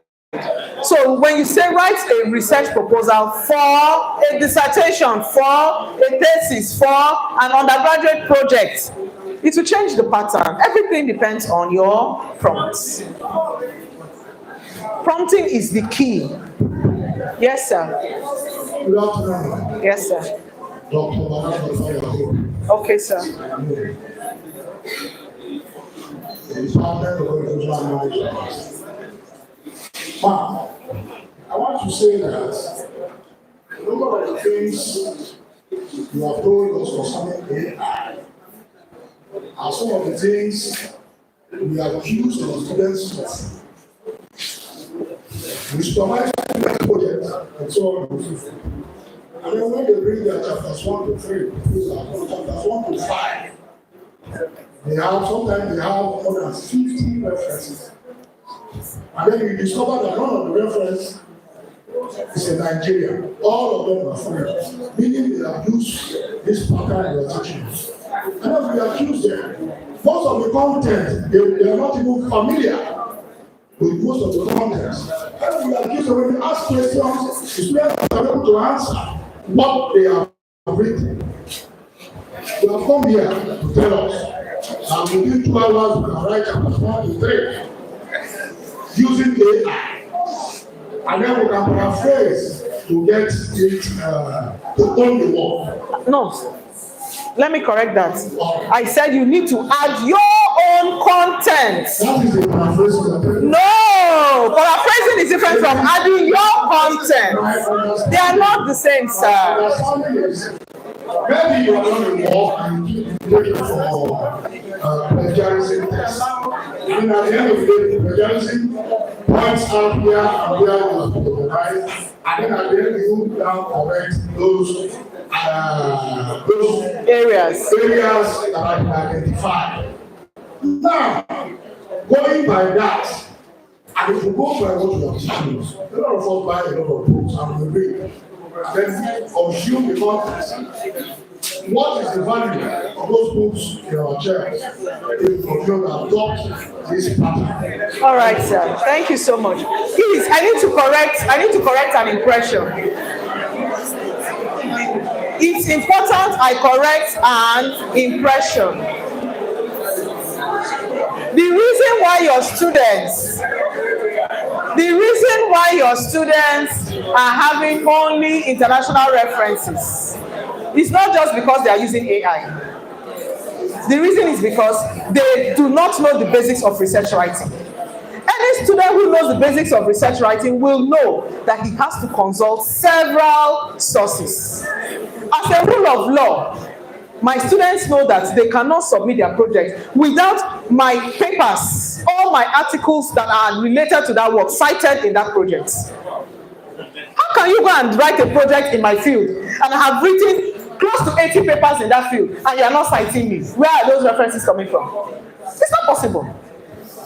So you teach your students how to write research ethically. That's where it starts. And that's why I come back to the point of go and bring 3 topics or 5 topics. Totally wrong. Because from the very first day they are learning, you start engineering them to start thinking of problems. The thing I said, when AI generates for you, add your content. Please, I want us to be very honest and plain. Those of us who are associate professors, how many of us wrote our projects without consulting books, without consulting journals? Nobody, for heaven's sake. So if your student decides that I want to consult, but I'm consulting an AI tool, the student has not committed a crime. What you need to help your students do is learn how to use that content responsibly. And if you are here in this room and you tell yourself that my student cannot use AI, please, you will remain there and the students will be moving. That is the truth. It has come to stay and you must use it. So that is the truth. It has come to stay. We cannot remain in the 20th century while people are moving to the 22nd century. We cannot remain there. So from the very beginning, I appeal to my colleagues. I also say the same thing to my colleagues in the University of Port Harcourt. In fact, there was an issue last month. The director of the International Intellectual Property called me to her office. She said, you are just spoiling students talking about AI. We are concerned. I said, what are you concerned about? She said, how are they going to be using this thing without cheating? I said, go and bring an AI detector. Your university should have an AI detector. That's what I told her, Professor Iwundu. I said, your university should have an AI detector. We have gone beyond just checking plagiarism. The moment AI was introduced, universities outside the country got AI detectors. So that as they check for plagiarism, they check for AI detection. When students know that they have a percentage of AI they can use, no more than 10%, when they download AI materials, they will paraphrase, they will add contents. That's what you do for students. You don't tell them to remain in the 19th century when we are moving forward. It can't work.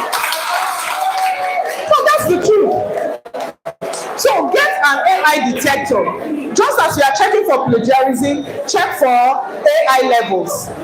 Let them know that they cannot use more than 10%, more than 5% of AI. Then in that case, when they download, they must add content. Even when you add content, you must say that, even if it's your own content.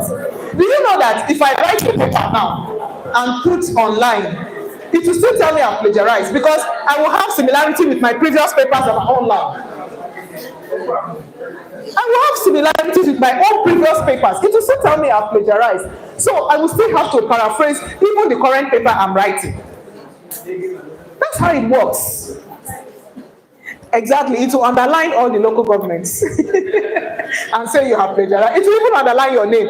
Like my name that is English, Esther. You will see 1 million Esthers underlined. And it will tell me I've plagiarized. So those are the things we are talking about. So we can't stop our students from moving forward. But we can teach them how to use this thing right. That's the point. So I'm appealing to our colleagues. In fact, I'm appealing to the university. The dean should please make a proposal to the university. Purchase a Turnitin AI detector. Purchase a Turnitin AI detector. My university has it now. So that if students are using AI, it will show 50%, 70%. We will send back the work to you. You will work on that thing and send it back to us until you get to the approved level of the university. Have I addressed your concern, sir? Doc? Yes, please. Another online question. Okay. Okay, the person says, then you have a straight answer. My second question is to understand AI better. Is AI similar to copy and paste that will require editing at the end? That's what we've been saying now. That's what we've been saying. We're saying don't copy and paste. Read through what the AI has given you. For example, if my student brings this and I read it, I'll just know it's AI. Once I read this work, I will know it's AI. I will send them back. They know that. They know that. There is a way you can humanize it. You will add your own. That is why you are running a program. That's why you're a lecturer. You cannot spend all these years in the university and you don't have something to put down. So when you have this, you see the AI is just to help you, give you a heads up. That's just what it does. It's just to give you a heads up. So once it gives you that heads up, if I go through this background now, this background to the study, with this, I have the idea to just flow with this, my topic. And that's what the AI is meant for. So I cannot tell students don't use it. Yeah, in fact, any class I enter, in fact, my undergraduate classes, the very first day I enter, they download ChatGPT and web ChatGPT because it makes my teaching easy. If I ask a question in class and nobody is answering, I'll say, please go to your ChatGPT, read through it, and then let's talk. I do that from undergraduate level. Because if you don't do that, by the time they get higher, this issue of cheating, copying, pasting will still come up. All right, let's move on, please. We still have a lot to do and we don't have time. Okay, so this is what we've done with the topic. We have done the background to the study. You can still do the same thing for the statement of the problem. You can still do the same thing with aim and objectives. You can do the same thing, just prompting. But always remember, once it produces it, it's just there as a supplementary material. It's just there as a supplementary material. Please go back, look at that material and work on it. If you are doing something on Bielsa State, there must be a lot of experiences about Bielsa State, which AI doesn't know, which you will need to add. Those things will make your background rich. You need to add the human touch. Are we together? Okay, so with this one prompt, I'm sure you'll be able to navigate for your chapter 1. Let's look at a prompt for chapter 2. Let me just bring a prompt for chapter 2. And don't expect that when you tell ChatGPT write 10,000 words, it will write for you. It can never write. It can never write 10,000 words for you. However, it can give you an outline which will help you so that you don't get to a point where you are thinking, hey, what will I write again on that chapter 2? You don't get to that point. It will just give you an outline, give you headings and subheadings. And with those headings and subheadings, you can move to Google Scholar or move to SciSpace and you can flow from there. So let's just look at a prompt for chapter 2. I have several prompts here. Let me just pick one. Let's see. Okay.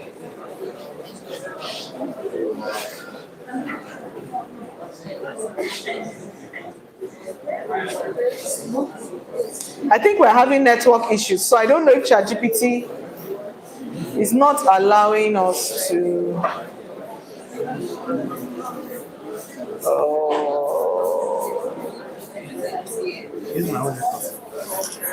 Okay. All right. Sorry, it's not. It's not a touch screen. Which one? Okay, the answer.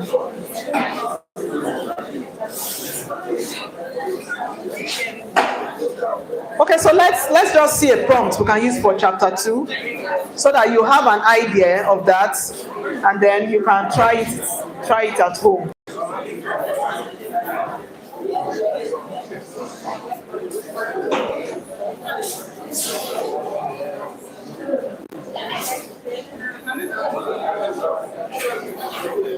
Okay, while it's generating, please let me read the prompt out for you. If you want to copy it, well and good.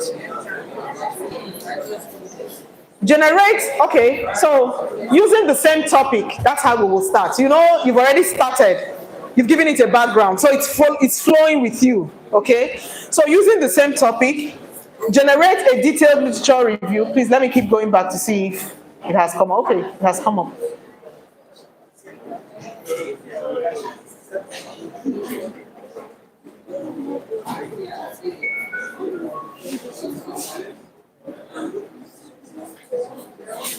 Is regenerating our background. Using the same topic, generate a detailed literature review for your dissertation. Remember we said talk to it in the second person. The review should be done under 3 major headings, namely conceptual review, theoretical review, and empirical review. For the conceptual review, define and explain in details not less than 15 concepts. I can increase that, since I want my literature review to be robust. So instead of 15 concepts, I can do 25. Let's try. Define and explain in details not less than 25 concepts that are related and relevant to the topic. For the theoretical review, state and explain in details 4 theories that underpin this research. Also include an empirical review of 15 related authors, and this is where you have to be very cautious, because it will go and give you a review and then attach it to another author. The entire literature review should be 15,000 words. We are just joking, it will not give us that. In the literature review, include reliable, authentic, and trustworthy in-text citation along with relevant references. It will not hear that one. All right, so let's wait for it. It's still generating the first one. That is a few minutes to go. Sure. Please.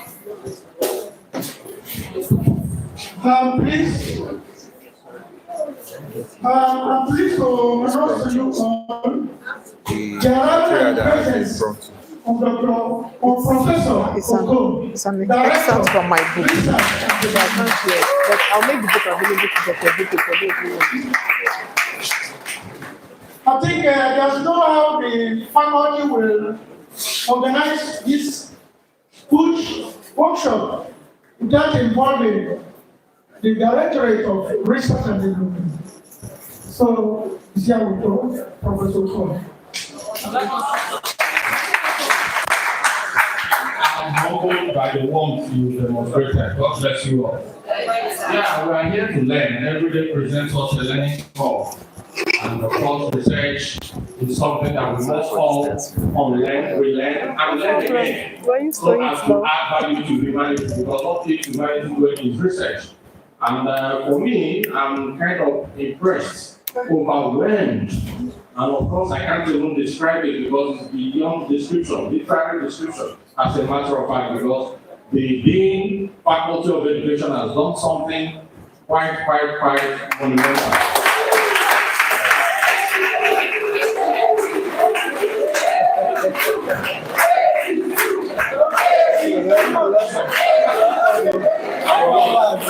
I don't know what that means. It is not that lecture number. That's true. Has he done it? Has he done it? The inaugural lecture? Wow. To change the landscape. I'd love to be there. I may not have to do for clairvoyance, but I see champions being raised from that. I'm very much impressed. The Office of the Directorate of Research and Development is open for partnership. Because the world out there is talking about funding. Research grants, research funding, these are the buzzwords now. And of course, we have entered the research season, it's NRF, National Research Fund. Please do well to partner with those you think are good.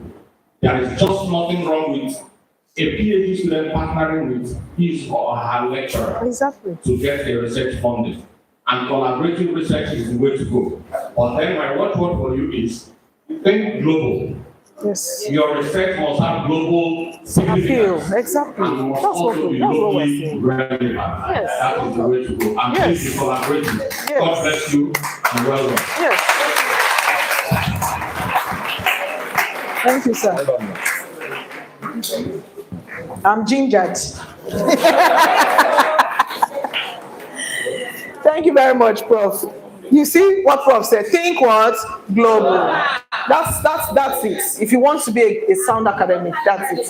And please, I still want to appeal, Dean, sir, your university should purchase an AI, turn it in AI detector. It's very, very crucial because we cannot stop students from using AI, but we can control their use. We can help them. So with that AI detector, and of course you set a limit. If it's 5% AI, 10% AI, that limit should be set so that any student who is working with AI will know I can't go beyond this. Just the way you do with plagiarism is very crucial. And I heard Dr. Godwin talking about concept notes. AI can help you.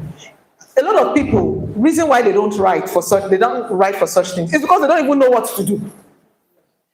I'm telling you, the first time there was a call for concept notes, heaven knows I didn't know what the concept note was. So I didn't write.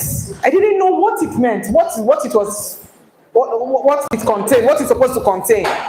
It was when I became a part of the Organization for Women in Science, and they created a WhatsApp group, and they decided telling us that a concept note should include this.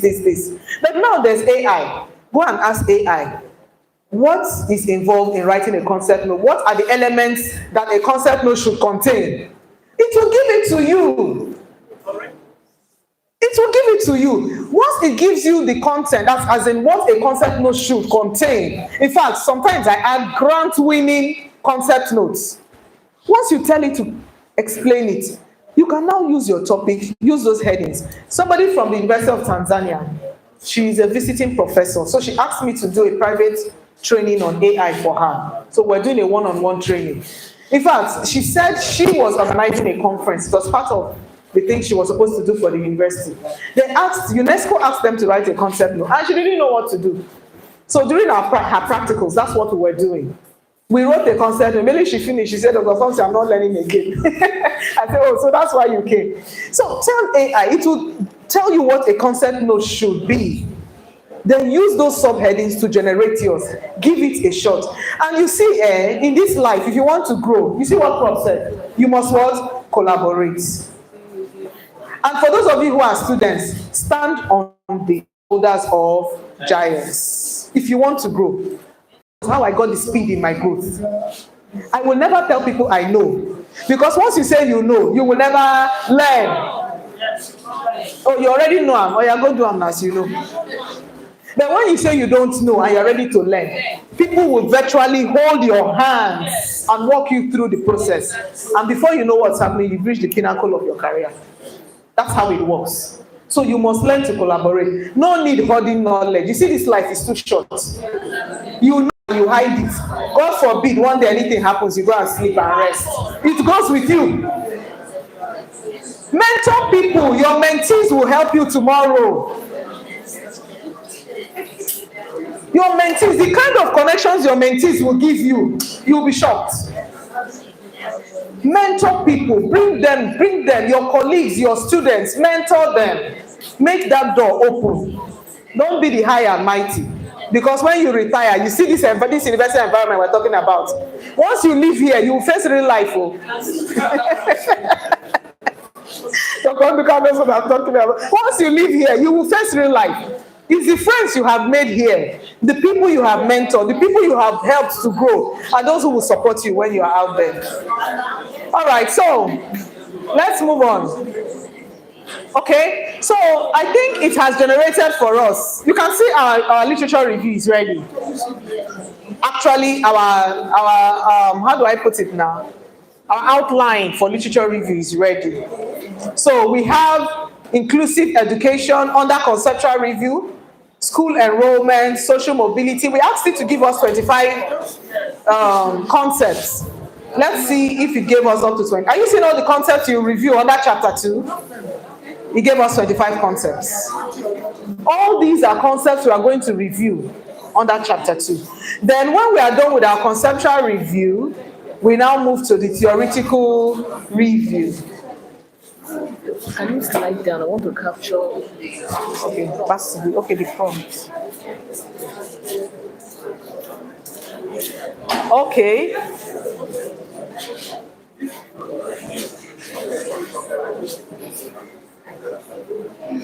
Thank you, sir. How you doing?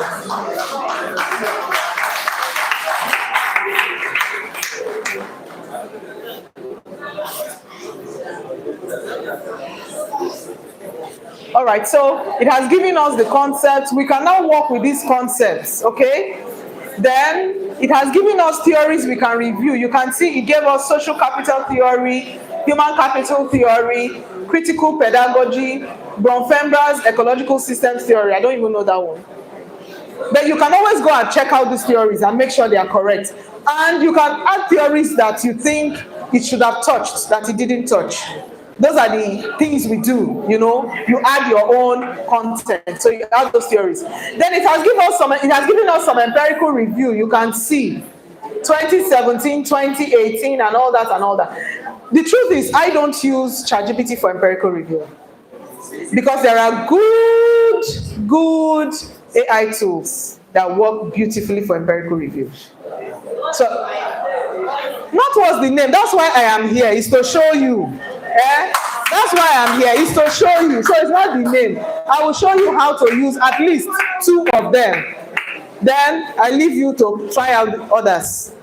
Okay, so that's what we do. Now you can see it has given us some names, but we're not going to use the empirical review from ChatGPT. But if you want to, you can just take these names to Google Scholar and check if they exist, and if the content is actually true, then you can use it. Are we together? All right, so I want us to exit here, ChatGPT. So I'm taking you now to Google Scholar. I will just touch the surface because Dr. Berite, no, you are going to talk about Google Scholar tomorrow in details.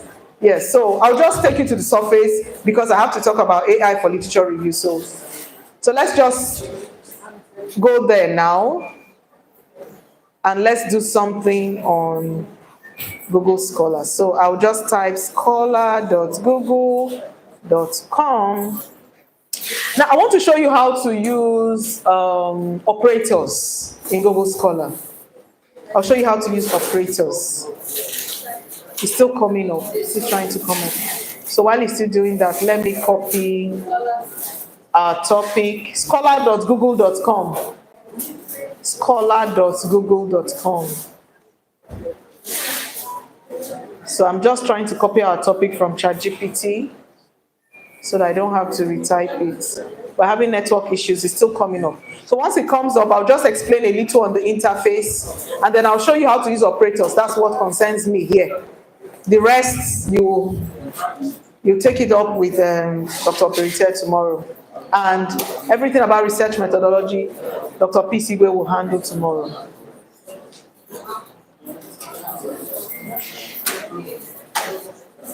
So let's give it some time.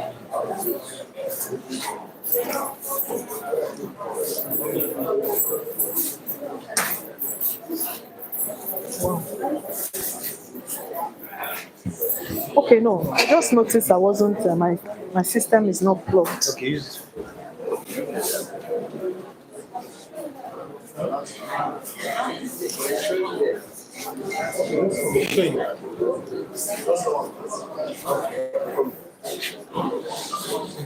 Okay, thank you.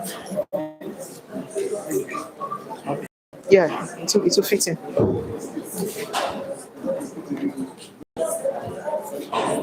I think we're still having network issues. Network is fine. Okay. No, it's still rolling.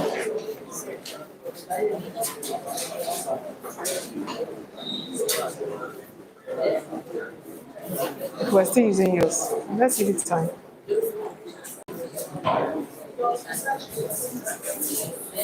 Okay, so while we're waiting, those of you who want to can start downloading. No, sorry, you're not downloading. Can start creating an app.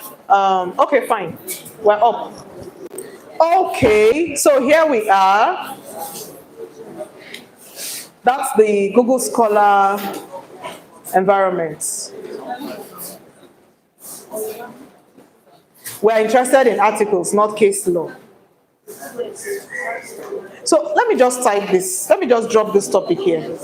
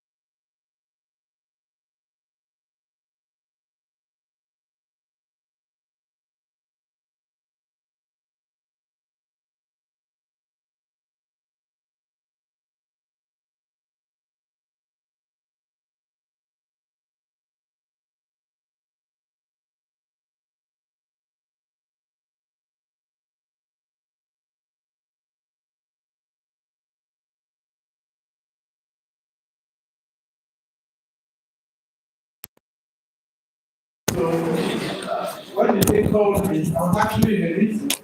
So I have no choice to come, just to show my support and, encouragement for this kind of work. So please, forgive me that I came late, but I share the spirit of this workshop. I thank you very much. We hope that we will soon begin to see the results, from this workshop. I'd like to wish you all the best. Thank you very much.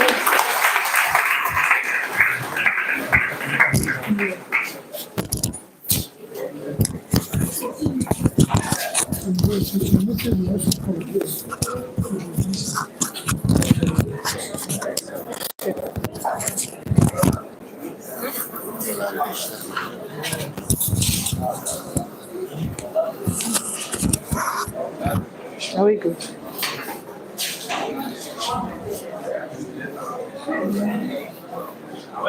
Okay, I'm happy that the Dean of PG School is here. So we were talking about letting our students use AI ethically and responsibly. And I told our participants that this is an AI era. We cannot tell students don't use AI.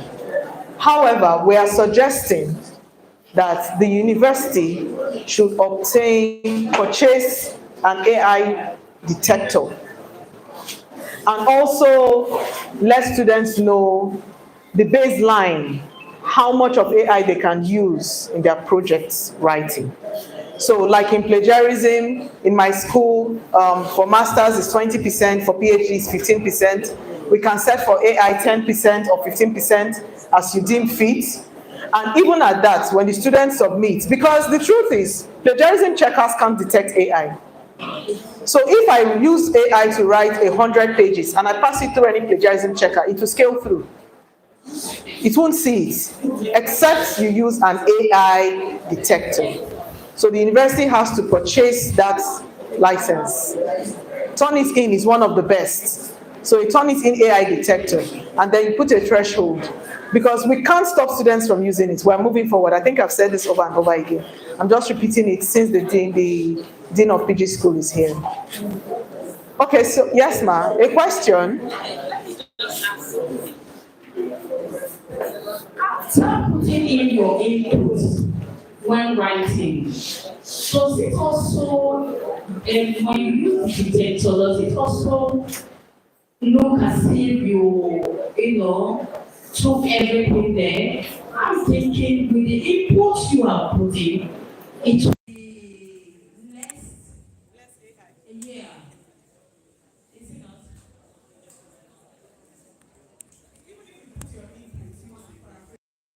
AI. Even if you have added your own content, which you should, you still need to paraphrase the one you got from AI. You still need to. Okay, so when we get to the second AI tool that you can use for literature review, it has a paraphraser in it. But if you want to spend a little money, you can purchase Trinka AI, Trinka, Trinka. It has a free version, Trinka, Trinka. It has a free version, but the free version is limited. It can't take so many words at the same time. But if you purchase the higher version, it can take so much. Trinka, yes, Trinka AI. It's meant for paraphrasing, basically. It works better than Quillbots. It works better than Quillbots. So you can purchase the upgraded version and use it. Trinka, Trinka. But for lecturers who are writing articles, I think Trinka can take at least one article. I can't remember if it's one article in a month or one article in a week, but you can just check it out. Trinka AI. Okay, so we're looking at Google Scholar. We've moved from chapter 1 now to literature review. So we're looking at Google Scholar, and I was trying to explain the interface. So you can see here on the left, you can decide what you want with the articles you want to use. So it's asking you, the articles, do you want articles that have been published anytime? Not really. I want to use custom range. You know, the rule is that when you are writing a research, use references that are within 5 years. Okay? So if my research I'm doing is in 2024 this year, that means all the articles, sorry, let me correct that. 75% of your references should be within 5 years. 75% of the references you use in your article, your research.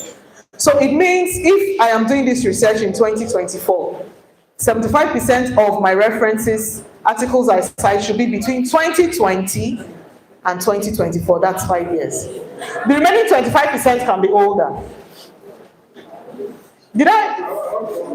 Have I confused you? 75% of references you use for any article you are writing or research you are writing should be within 5 years, like 2020 to 2024.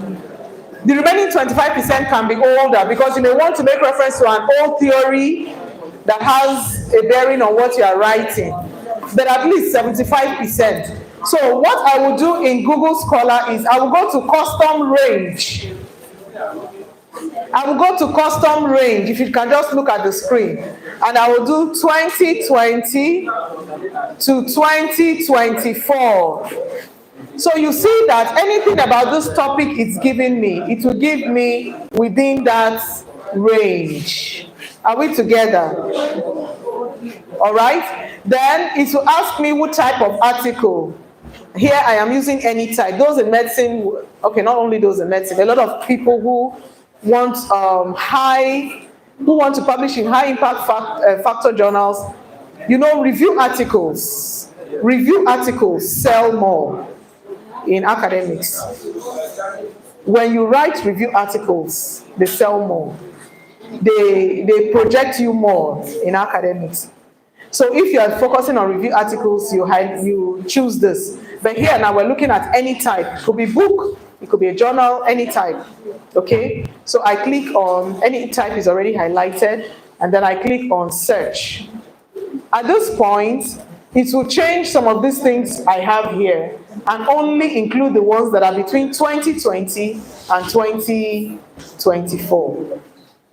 That's one thing I want to show you. Another I want to show you is this. You can save the articles you have found. You see, the issue some of us have is, you see an article, you like it. The next time you come back, you'll be looking for it. So in Google Scholar, you have the opportunity to do what? Save it. You create a folder in Google Scholar and save them. So that whenever you come back, you can open that folder, okay? So this is how you save. So this article, now this first one says, assessing the extent of public education policies and rural educational development. Do I like it? Yes. I will just come here. Are you seeing the save here? I will click on save. Now when I click on save, it will open another box where it will ask me which folder I want to save it in. Okay, it's asking for an account. So let me use my official account. Oh my. I know why it's doing this, because I did not log in. I did not sign in. So let's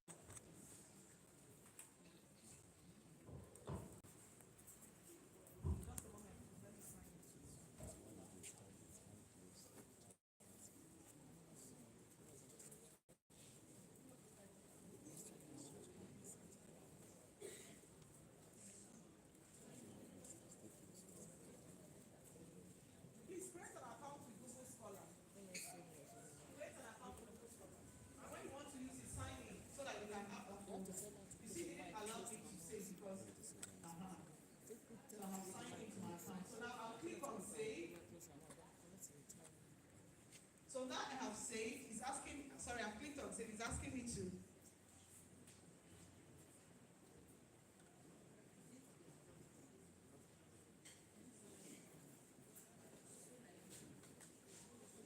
All right, so I have clicked on save and it came up with this box. It wants me to save to a library, to a folder.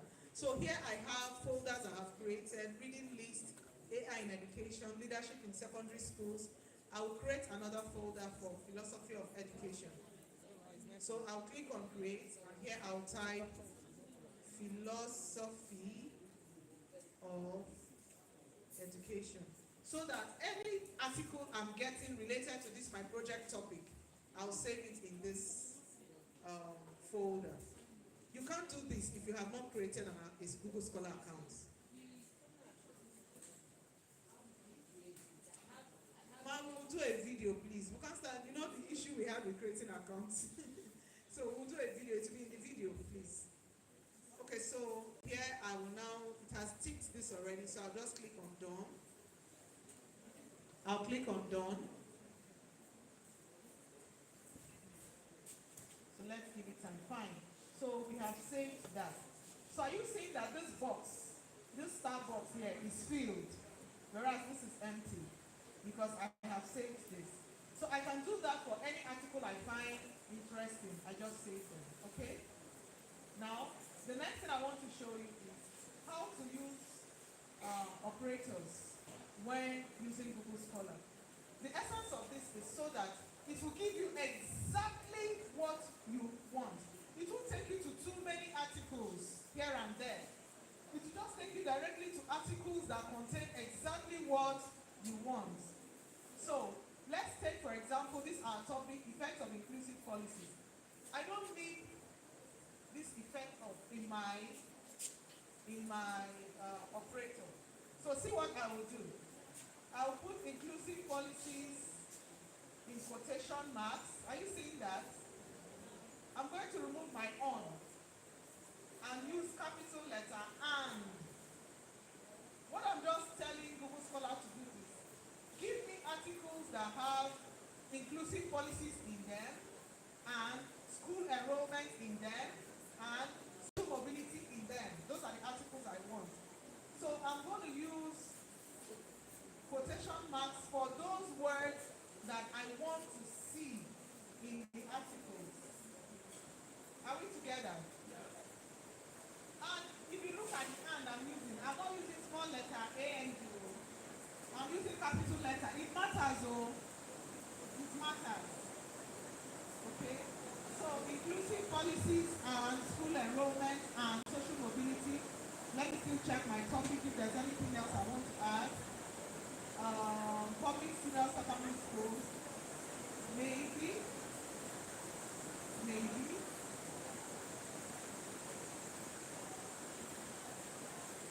Let's see.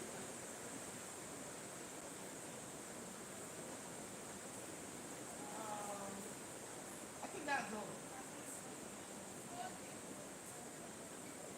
So what I've just told Google Scholar to do for me now is give me articles that have specifically these words in them to make my literature review a lot easy. And then my custom range remains. So I'm going to click the send button. I'll click the send button. Any issues? Okay, I'll click the send button. Oh, you see what it's telling me? Between 2020 and 2024, they couldn't find any article with these specific words. Okay, so let me adjust this. Let me remove the public senior secondary school and see if it will work. Let me search.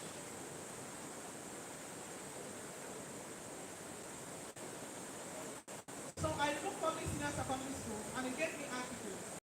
Then when I added public senior secondary school, it says between 20 and 2024, it hasn't seen any article with those specific words. Then here you can see it has given me some when I removed public senior secondary schools. So these now are very, very specific.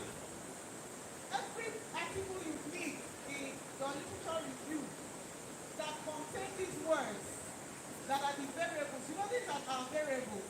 Inclusive policy is the independent variable. And then social school enrollment and social mobility are the dependent variables. So all these articles we have here have covered variables, and we can save them and use them for our literature review. And if you want more articles, you can come alert. Come here, click on create alert. Anytime a new article on this particular topic is published, the alert will drop on your email and you can access it. Are we good to go? Yeah, this is just the basics. Dr. Perite will take you into Google Scholar tomorrow and you will do other things. Okay, so this is just how you create an alert. All right, so I want to move to another AI tool that we can use for literature review. That one we use it to cheat. When I say we use it to cheat, I mean you don't even have to read the full article. If you just draw out the high points from the article, that's what it does. So when I say cheat, I'm not saying cheat as in you should go and copy and paste. You should just give me the high points so that when you see those high points, you know if you read that article or not. So you have to open all the articles. That's what I mean. Okay, so we're moving to size space. That's what we want to do, size space. Sciencebase.com. Sciencebase.com. Please create an account.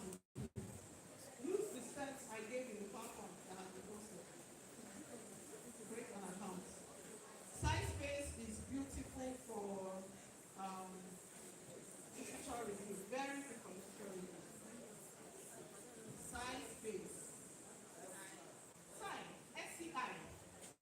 Sci, S-C-I, like you want to spell science. Sciencebase. Space, normal space. As one word, please. Sciencebase.com. S-C-I, then space, as one word. So let's just move it. Sciencebase.com.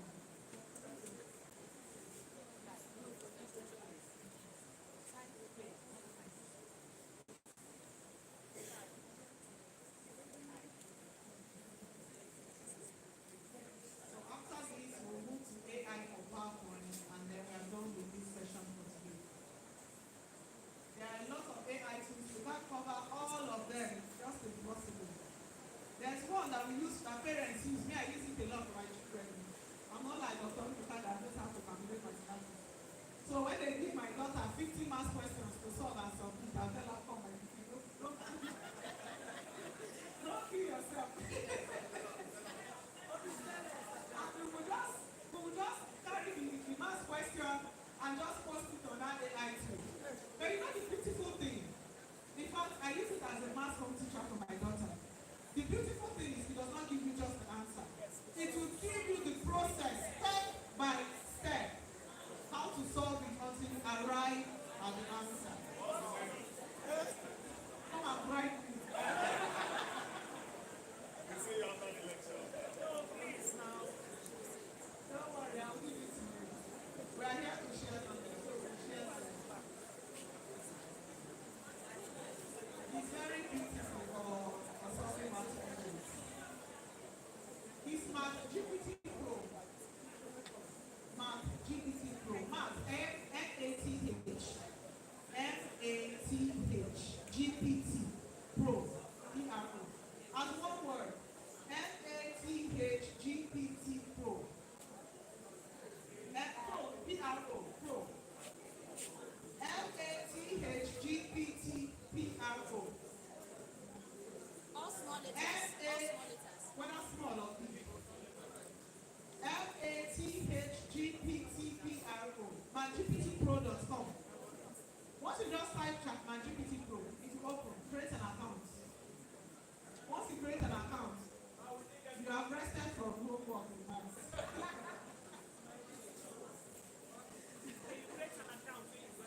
Yes, it's always better to create an account.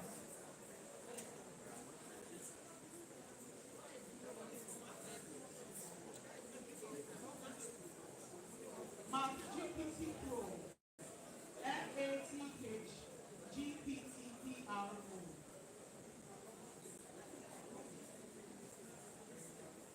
Okay, so we are here with Sciencebase. We are here with Sciencebase. I told you we want to use side space for the story, but let me just take you around. Let me take you around the environment. So this is on my left hand side of my screen, the left hand side of my screen. There's a panel here, there's a panel here. So let me just tell you how the panel works. So here is the home, this is where we are, we're in the home. So here is my library. This is my library. It's just like the library we created in Google Scholar. It's like the library. Please, you don't need to worry. If you are not seeing from behind, we have been asked to do a video recording. You see, we are giving you lifetime access. So when the dean says you are just paying a token, it's totally right. Because in other workshops, as we finish here, everybody don't go. But now we are giving you recorded videos for you to go back over and over again. Please, let's give our team a round of applause. They are right for us.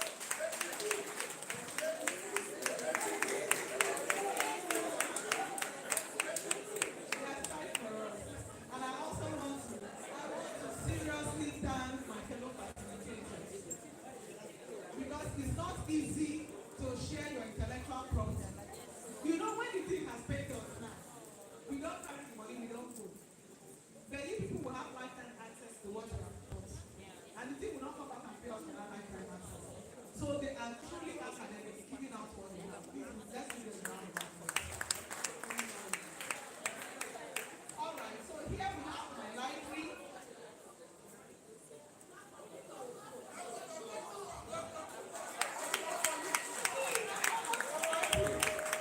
She's such a wonderful person, honestly speaking. You know, that's what I'm talking about, mentor-mentee relationship. I remember when I met him a long time ago. He was still doing his PhD. And that's how we became friends. And he always come and meet me, my PhD in this area. And when I'm too busy, I'll push him to somebody else who will help. And we became friends. The same thing is Dr. Lukan. I knew Dr. Lukan when he was also running the PhD program with me. And we've been working together. So when you are that person who will not say, I know, you come to meet great minds and you learn from them. You know, if your coordinator wasn't such a nice person and he calls us, I will build him. And he will run away because he will not be able to say the same thing. But we see him as such an amiable, dedicated academic. So when he called us, we didn't have an option than just to come. We didn't have an option than just to come. We could do anything for him when he comes to academics. So here we have my library. So let me click on my library so that you see what it looks like.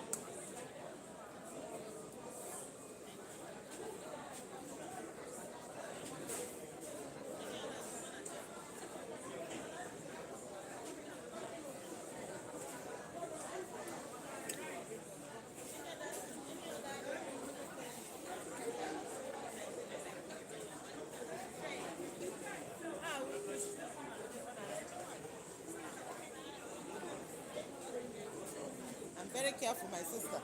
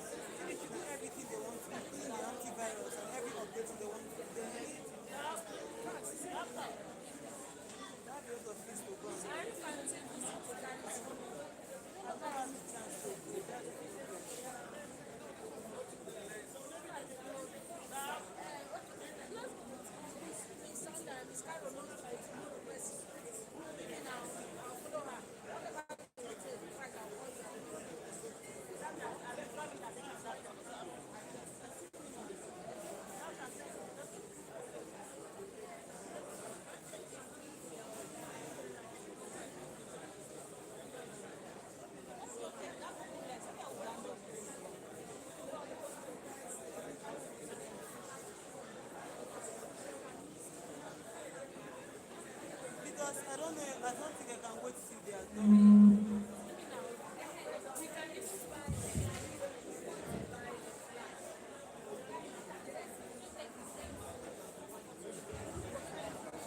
You be there with them, right? Hello. They told me for the charger, you don't need the charger. No, I can use my charger.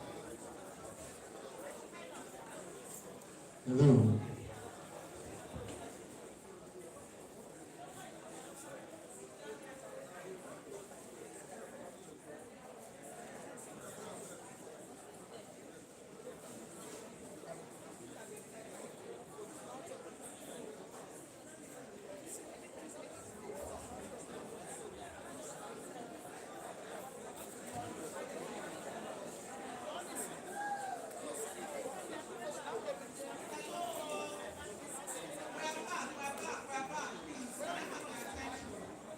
Please, let's hurry and round up. Some of you came by 11:30. Yeah, I was here since 9. So we need to go. Please, can we sit down? Okay, so this is what SciSpace looks like. We brought our topic from Google Scholar and put it here, and this is what it came up with. So I want to just show you how you can use it.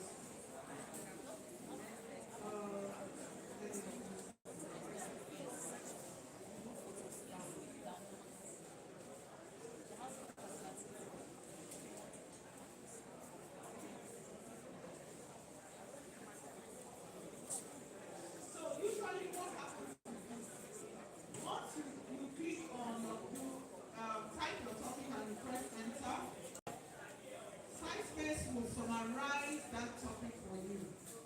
And that's what we're Sorry, doing please. here. Sorry, please. Let's just bear. Nice.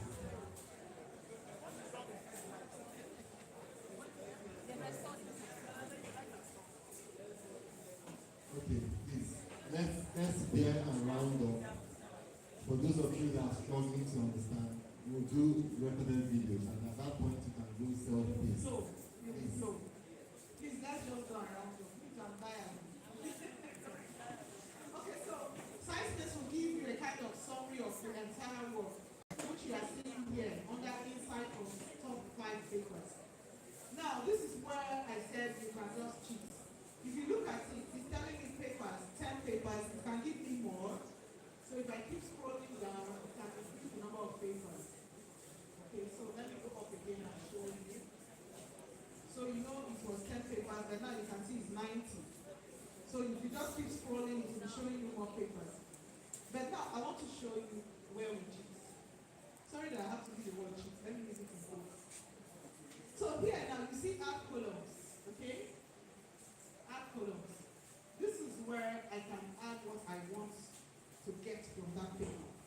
In other words, I don't want to read the entire paper. The only thing I want to see from that paper.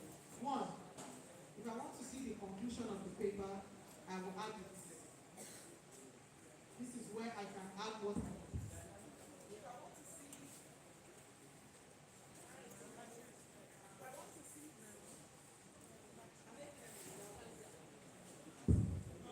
if I want to see the summarized abstract, I will add it. If I want to see the results, so let's say we want to see the, let me pick results, let me pick methods used, let me pick the findings,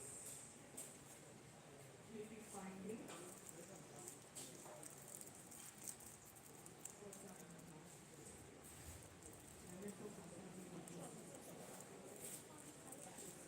Okay. I don't know why it's not coming up. Alright, so basically you can see SciSpace has added a lot. If you want to see the dependent variables, without reading the entire research paper, just click how many things you want to see in that paper. When you are done, so I think it's network because it's not letting me, it's only the first step.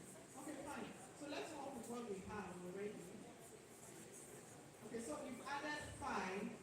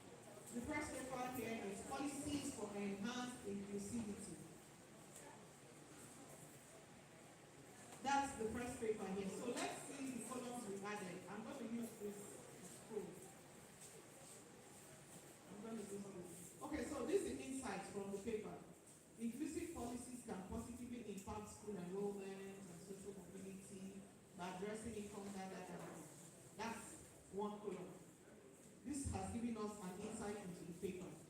Then we have the TLDR. Who can tell me what TLDR is? Can anybody try? TLDR. It's usually used in social media content. Okay, so it's an acronym for too long, didn't read. Too long, didn't read. TLDR.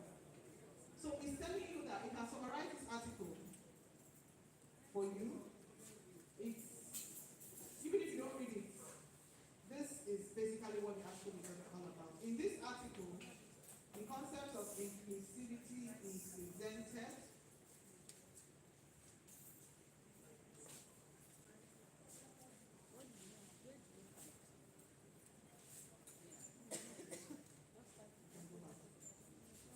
In this article, the concept of inclusivity is presented and economic policies for the distribution of. I need to be sure of what.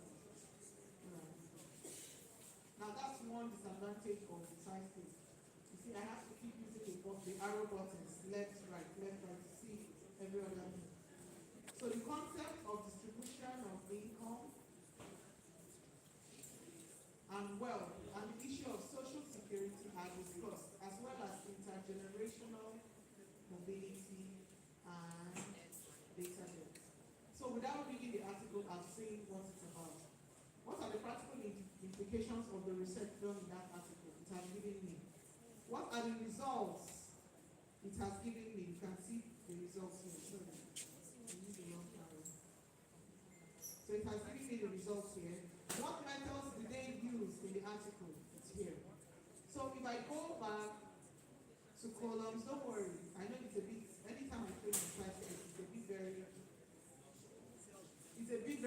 a bit complex, so people will always say they don't understand it. So that's why we're going to be different. So don't worry if you don't understand it, you will eventually.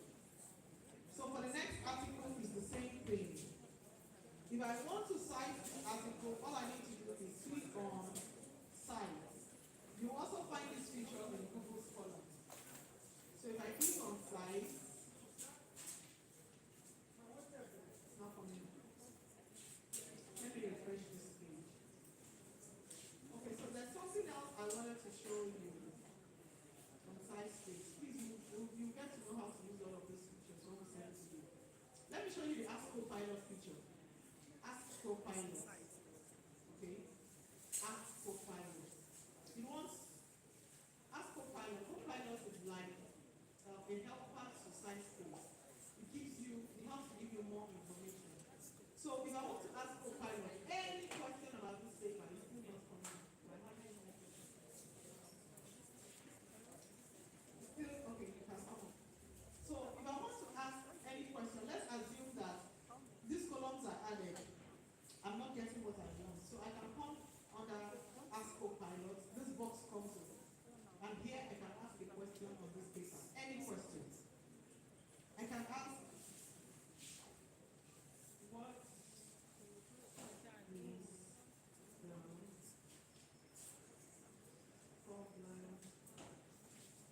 in this research? So for this particular paper, what's the problem in this research? Copilot is about to respond.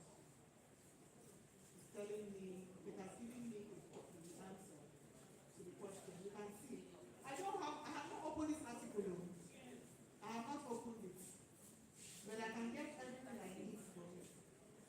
By default, it even gives you 5 questions. Let's see. It's giving you 5 general questions in case you don't know what question to ask. Look at this. Were there any unexpected or surprising results reported in this paper? If I click on it, Copilot will give me the answer. Are there any notable weaknesses or drawbacks in the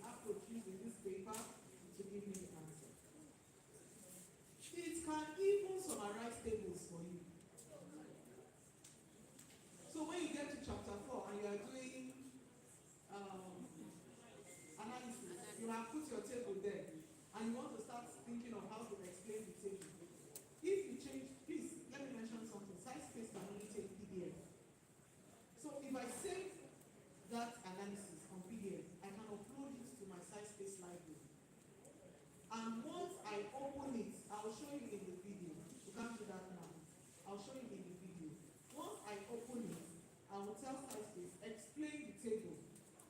And it will explain the table. That's how beautiful it is when it comes to literature review.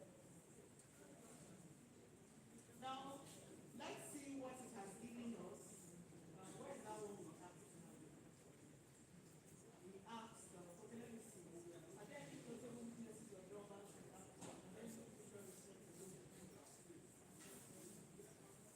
Okay, so let me keep this first question. SciSpace will answer it for me. And I will copy this. I have copied this answer. I want to show you how to use the paraphraser.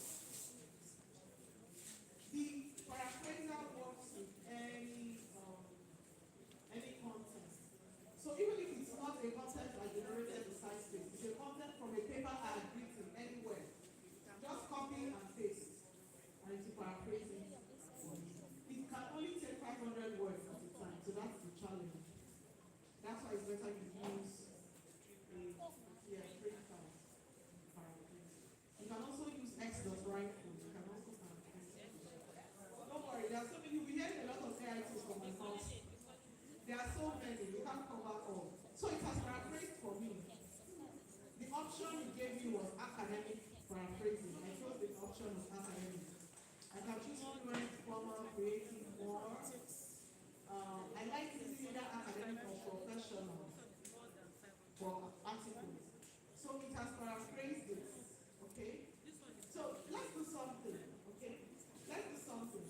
Let's copy this and save it to AI detective and see what it says.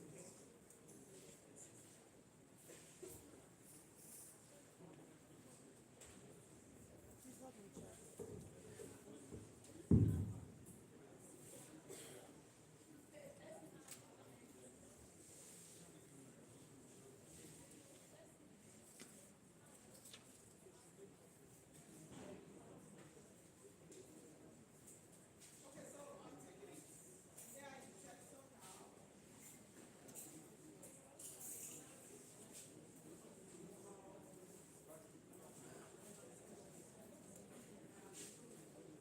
Okay, so let's paste it.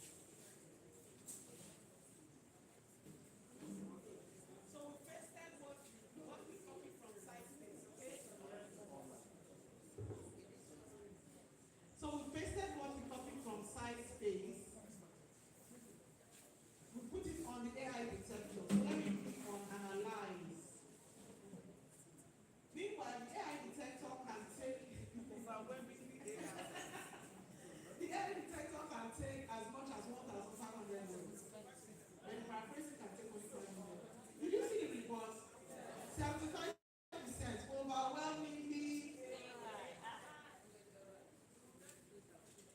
So that is why you need to include your content and do what? Alright, let's try something else. Let's go back and see if we can paraphrase this. Let me see. Paraphraser. I want to copy what you paraphrased for us. Let me copy what you paraphrased for us. So here we are. And then I go back to AI detector. I click on new input, clear this one. Come back here, paste it, and did you see? From 75% can reduce to what? Moderately human. So imagine, now it has paraphrased. Imagine that you are now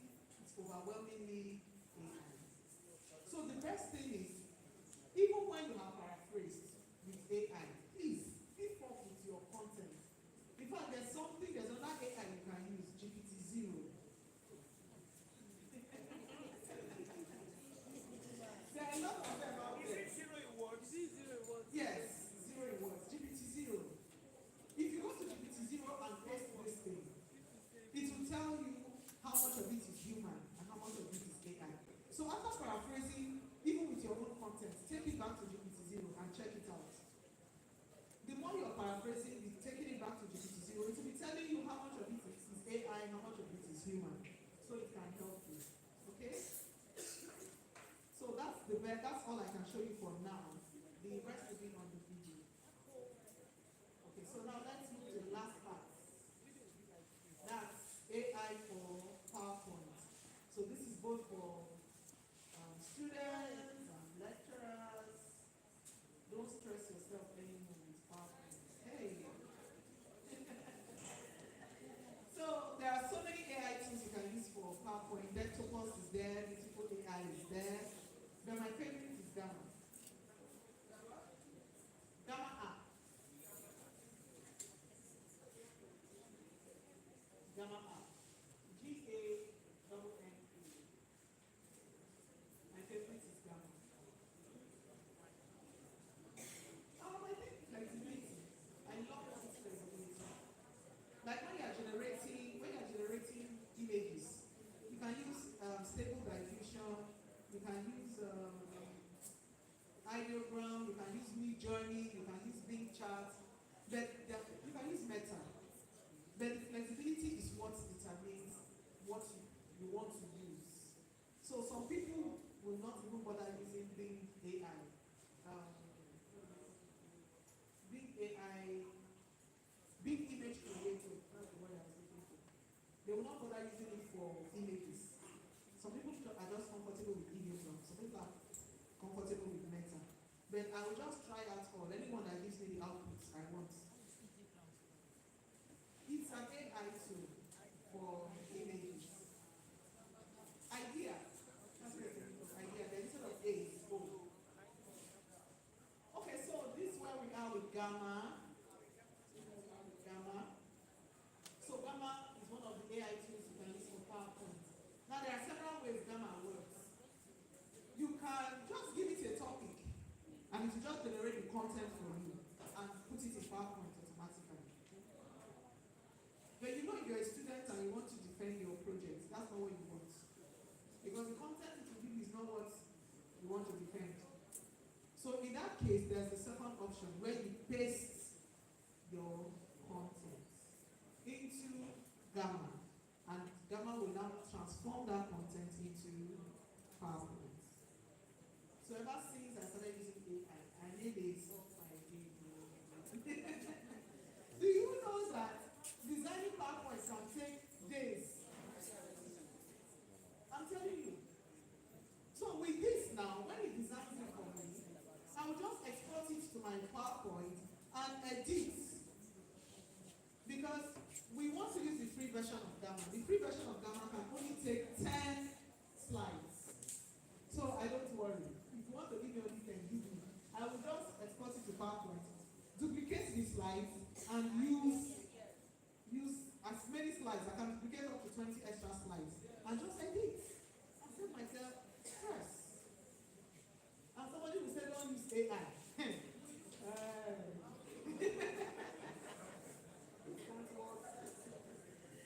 All right, so these are the options. All these you see are the training we have done, and all the AI is generated during the training. So I told you we have several options. So if I want to create new, this is the option I always pick, create new with AI, because that's what we want. So create new. Here you have paste in text. Here you have generate. Here you have import file. So let's use the generate. The generate option is the one that you don't give it content. Okay, so like a professor of a pediatric consultant, she called me and said, they gave me this topic. Dr. Fox, I don't know where to start, but they just gave me this topic. I asked her, who are your target audience? She said, fellow medical and dental consultants. That's okay. So what exactly do they want to know? She said she doesn't know. I said, don't worry. Let's go. So I went there and asked her to please create an account. That's always the starting point. If you don't create an account, after using the Gamma, it will not store what you've done. So create an account. So you can see here, it's telling me 8 cards. So Gamma calls a slide card. Okay? It calls a slide card. So when you see want 8, I want 10, so I'll indicate 10. You can have more, but you have to pay. You can have more, but you have to pay. If you click here, you can see 15 cars is Gamma Plus, 20 cars is Gamma Pro, 25 Gamma Pro, 30 Gamma Pro. You know Nigeria, you must always look for a way out. So we just use 10 cars, export it to PowerPoint, duplicate it, and you have as many slides as you want. Okay, so remember this, we don't have a content. AI wants to just generate the content for us. Okay? And it's a presentation we want. We're not creating a website, we're not creating a document. But you can do that with Gamma.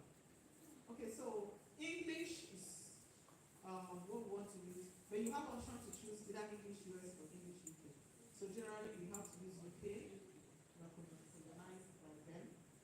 Okay, so can somebody just give me a topic you want us to just write on? Volunteer a topic. Indiscipline of students in the academic performance. That sounds researchable.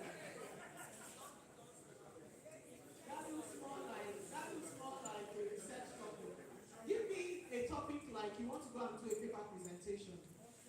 Effects of contingency on Sorry? academic performance. Effects of contingency. It's the same thing she's talking about. I don't want that. See, hey, I don't know which person. If you come to my faculty and you come and tell us academic performance, we'll chase you.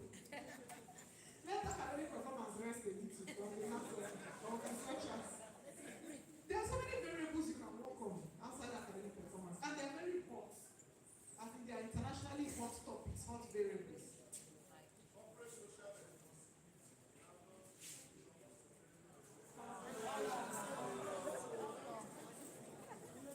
Very nice. Because those are the kind of things that people are looking for. Yeah.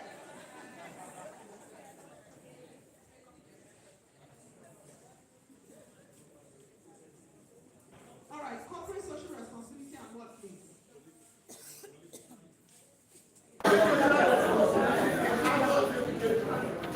Okay. You have money inside the matter. You can't put scope in Ghana. Corporate social responsibility in adult for community development.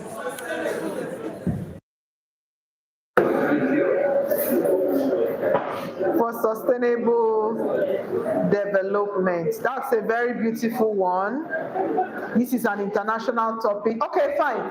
So, you know we don't have content here. So AI will give us the content, corporate. But you know what? Sometimes I like giving it a little background. Okay, I like giving it, but without the background, it will still generate it. Okay, so let's generate an outline. So this is how it starts.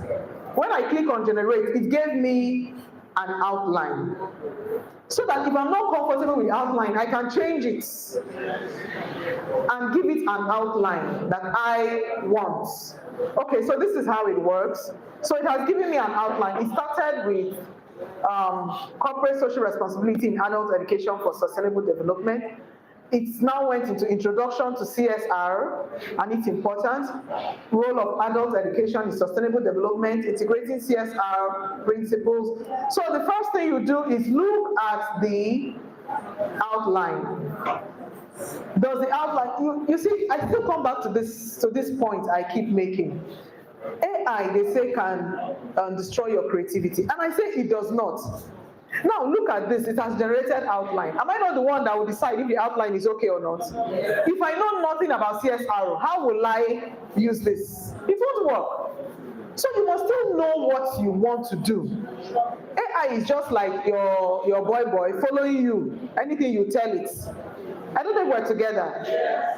So I will look at this content. Unfortunately, it's not my field, so I will just assume it's okay. But for him that is his field, he will check it out and say, okay, this one, no, I think this should come before this. So you see this outline, I can move them. I can move this, I can move this, okay? I can say measuring and reporting should not, it should come before developing partnership. So I can now move this, sorry. This is where I move from. So from here, you can see, I can move this and take it higher and drop it. And if I feel, no, it's not right, I can undo it or move it back to anywhere you want it. So that you are sure that your content is what? Flowing, because that's one key.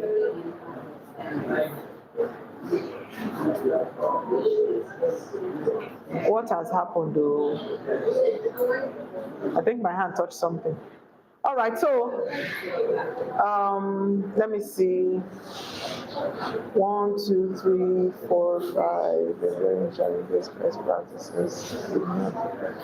Okay, so we have 11 cards here. Are you seeing that? Will you generate it? It will generate 10. It will leave out conclusion. Because I'm using the free version, it can't generate more than that. So in this case now, I will decide conclusion and future considerations. Do I want it? Yes. I will now look for something to delete. Are we together? I'll look for something to delete. So I will remove, should I remove best practices? And leave the conclusion? Or do I remove measuring and reporting on the impacts? I should remove best practices. All right, so let's have 10. All right, at this point, I'll click on continue. Okay, no, I don't want to click on continue. Settings. How much of text do you want? You know, our students, when you say come and do presentation for project, they will bring word points. There's nothing like word point anyway, but it will just be filled with words. That's because they are using detailed text. And PowerPoint says no. So we now decide, do we want brief text or medium text? Definitely not detailed. So we can use medium text. By default, it gives us medium. It wants to include images. What kind of images do you want it to include? Do you want it to include web images or AI? I always prefer AI because some of the web images could be copyrighted. How do they put it? Copyrighted. Yes, so you will have to obtain permission. So it's better you just use AI so that nobody will say you used my image. All right? And then what else do we want to do here? I think we're fine. So let's click on continue. Okay, so it's asking us now to pick a theme. If you like dark themes, you can pick any of these. If you like light themes, you can pick any of these. You have an option. So I can scroll and let's see. Which one do you want us to pick? Is that pink here? You know these things have names, so this prism. Okay, so we pick prism, and this is how our content will look like. If we are done picking the theme, you just come here and click what? Generate, and then you just fold your hands. It will generate both the content and the design for you.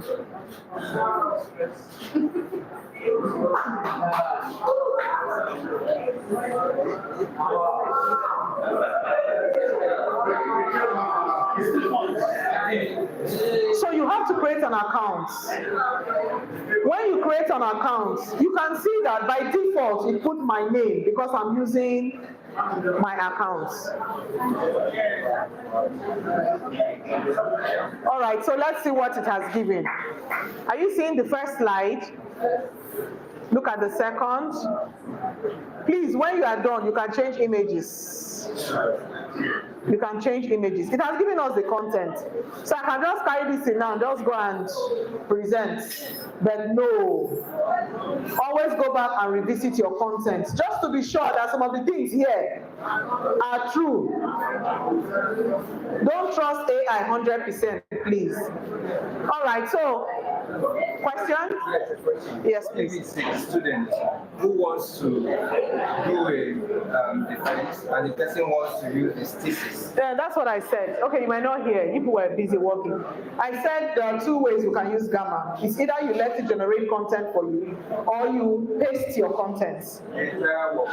No, you know you can't present your entire work in a dissertation now, in a defense. So what you do, before you paste it, go and extract the outline, the things you want. Like I suggest, maybe your dean will look into that. I usually suggest that every faculty should have a template, PowerPoint template, so that there will be uniformity across the work. Or at departmental level, have a template so that all students use that template. You will be having different subheadings when students are presenting. So all they do is migrate their content into those subheadings for uniformity. That's what I do for the center where I'm the chairman of their graduate studies committee. It's better that way. So in your own case, if you're a student, introduction, statement of the problem, aim, objectives, just isolate those things. Under literature review, I always tell students, you can't come for a defense that they are giving you 10 minutes and start telling us all the literature you reviewed. So just put high points, conceptual, put the major concepts, theoretical, just list out the theories. That's all. So once you have isolated those things, just copy that content and bring it to Gamma. It will generate the PowerPoint for you with that content. That content should be in a Word document. Yes, in a Word document. Just copy it and paste. Okay, so we want to export this to PowerPoint. You know, here now it's not editable. So I will come to share. It's almost 4 p.m. I'll come to share and click on exports.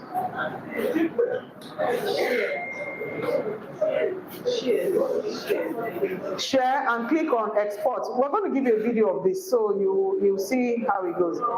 Then you click on export to PowerPoint and allow it to export. It will now open in PowerPoint where you can remove the watermark because it will show, how does it put it now? Made with Gamma. So you have to remove that watermark before they will catch you. Remove that watermark, that made with Gamma. When it gets to PowerPoint, everything on it is editable. Everything. Once it gets to PowerPoint, the pictures are editable. You can remove the pictures and add your own. Every content is editable on PowerPoint. So it's exporting to PowerPoint. Once it exports, it will open. Unfortunately, network is disturbing us. So at this point, I'll take any questions. I'm done with my presentation for today.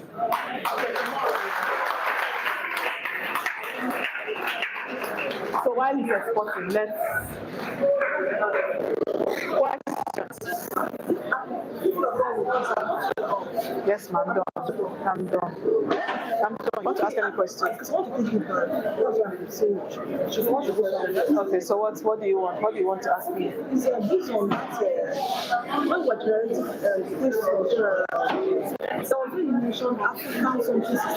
African Agenda 2063. Oh, it's like Sustainable Development Goals, Millennium Development Goals. Africa, the African Union came up with an agenda of things we want to achieve by 2063 within Africa. Yes. They are taking us to the future. So they are saying that by 2063, these are the goals we want to achieve in Africa. That's what it's about. Okay. So my expert is ready. I don't know. I'm just downloading, taking it to PowerPoint. That's all. You want to? It's opening now. It's opening in PowerPoint. Please, your questions, so that we can go. It's 4 p.m. already. Please, I want you to ask so that I can, when I comment, Good afternoon.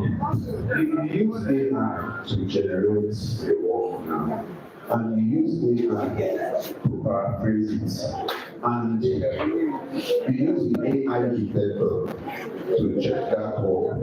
If the AI detector should discover anything that work is the AI work, then what's the essence of the paraphrase? Please, I address this question.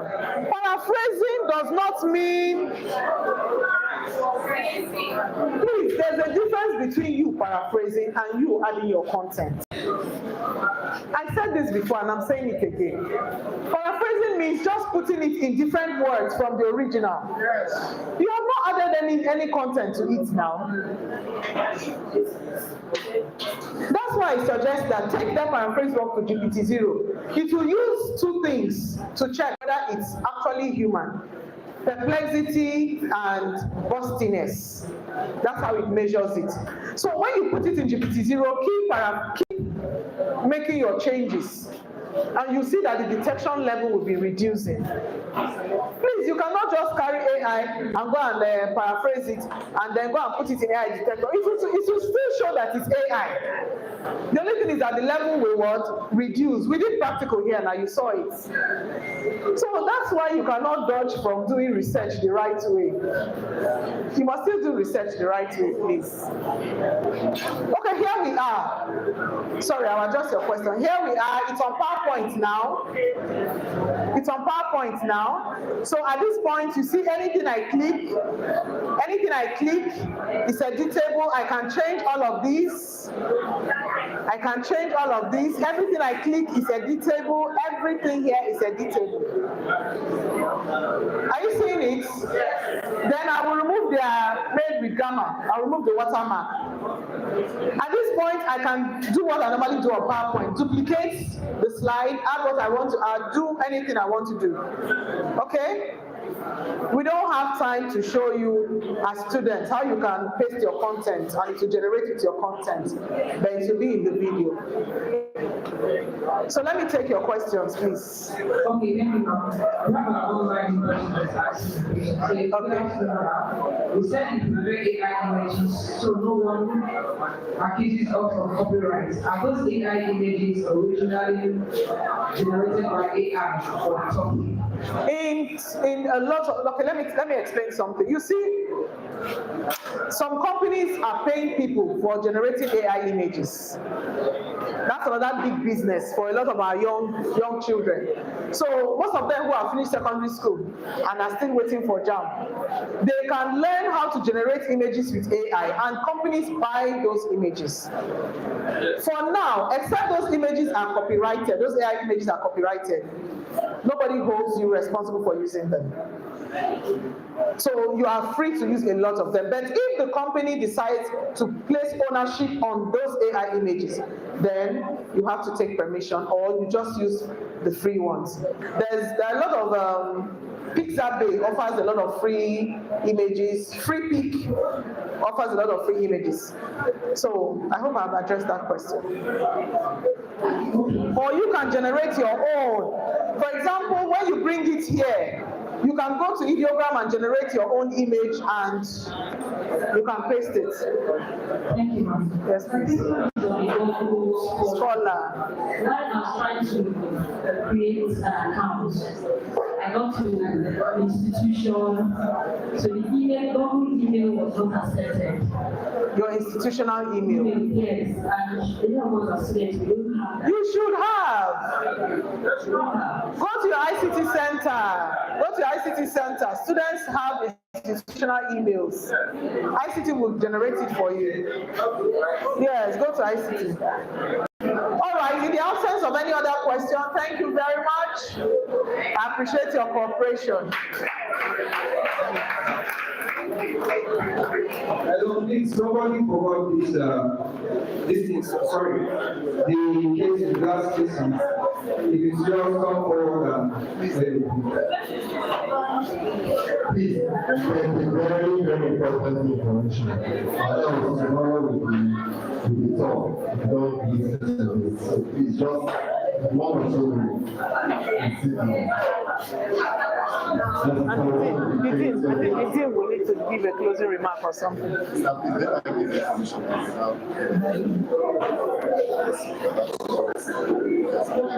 For tomorrow's class, there are things we will do tonight before tomorrow. Good evening, everyone. We are going to use Medellin for reference. And so as you go, just download Medellin. name men achieve. Problem is with your PowerPoint. Okay, and then You need a software person to reinstall your PowerPoint. ensure that you all have your logo scholar so that it won't take us more than 30 minutes to finish that session. Thank you so much.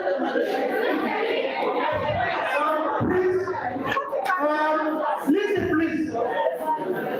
Sorry, Prof. Give me your ears, please. Listen. This information is very vital. And now, listen to me, please. Tomorrow, if you don't have no pay, don't enter this room, please. Don't enter. It's true now. Don't use other people's money to do it. Thank you, If sir. you don't have no pay, So blessed. we don't understand the How they, So, legislation is going on. Unique icons. Yeah.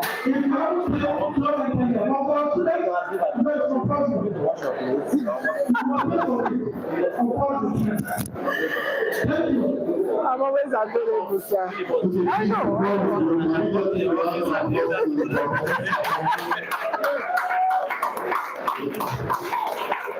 Thank you very much, sir.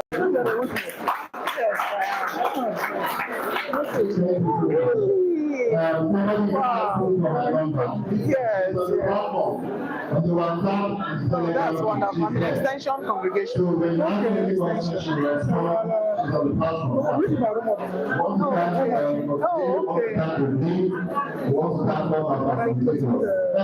Okay. We have about 6 people from Ghana and several people they are online in the operation. But one of the students volunteered to offer a service for the faculty. I know when I did health and another lecture, how many speech per day, of course about 2-3 hours of my school. But she decided to do it free. She decided to do my service. Okay, it's magic. But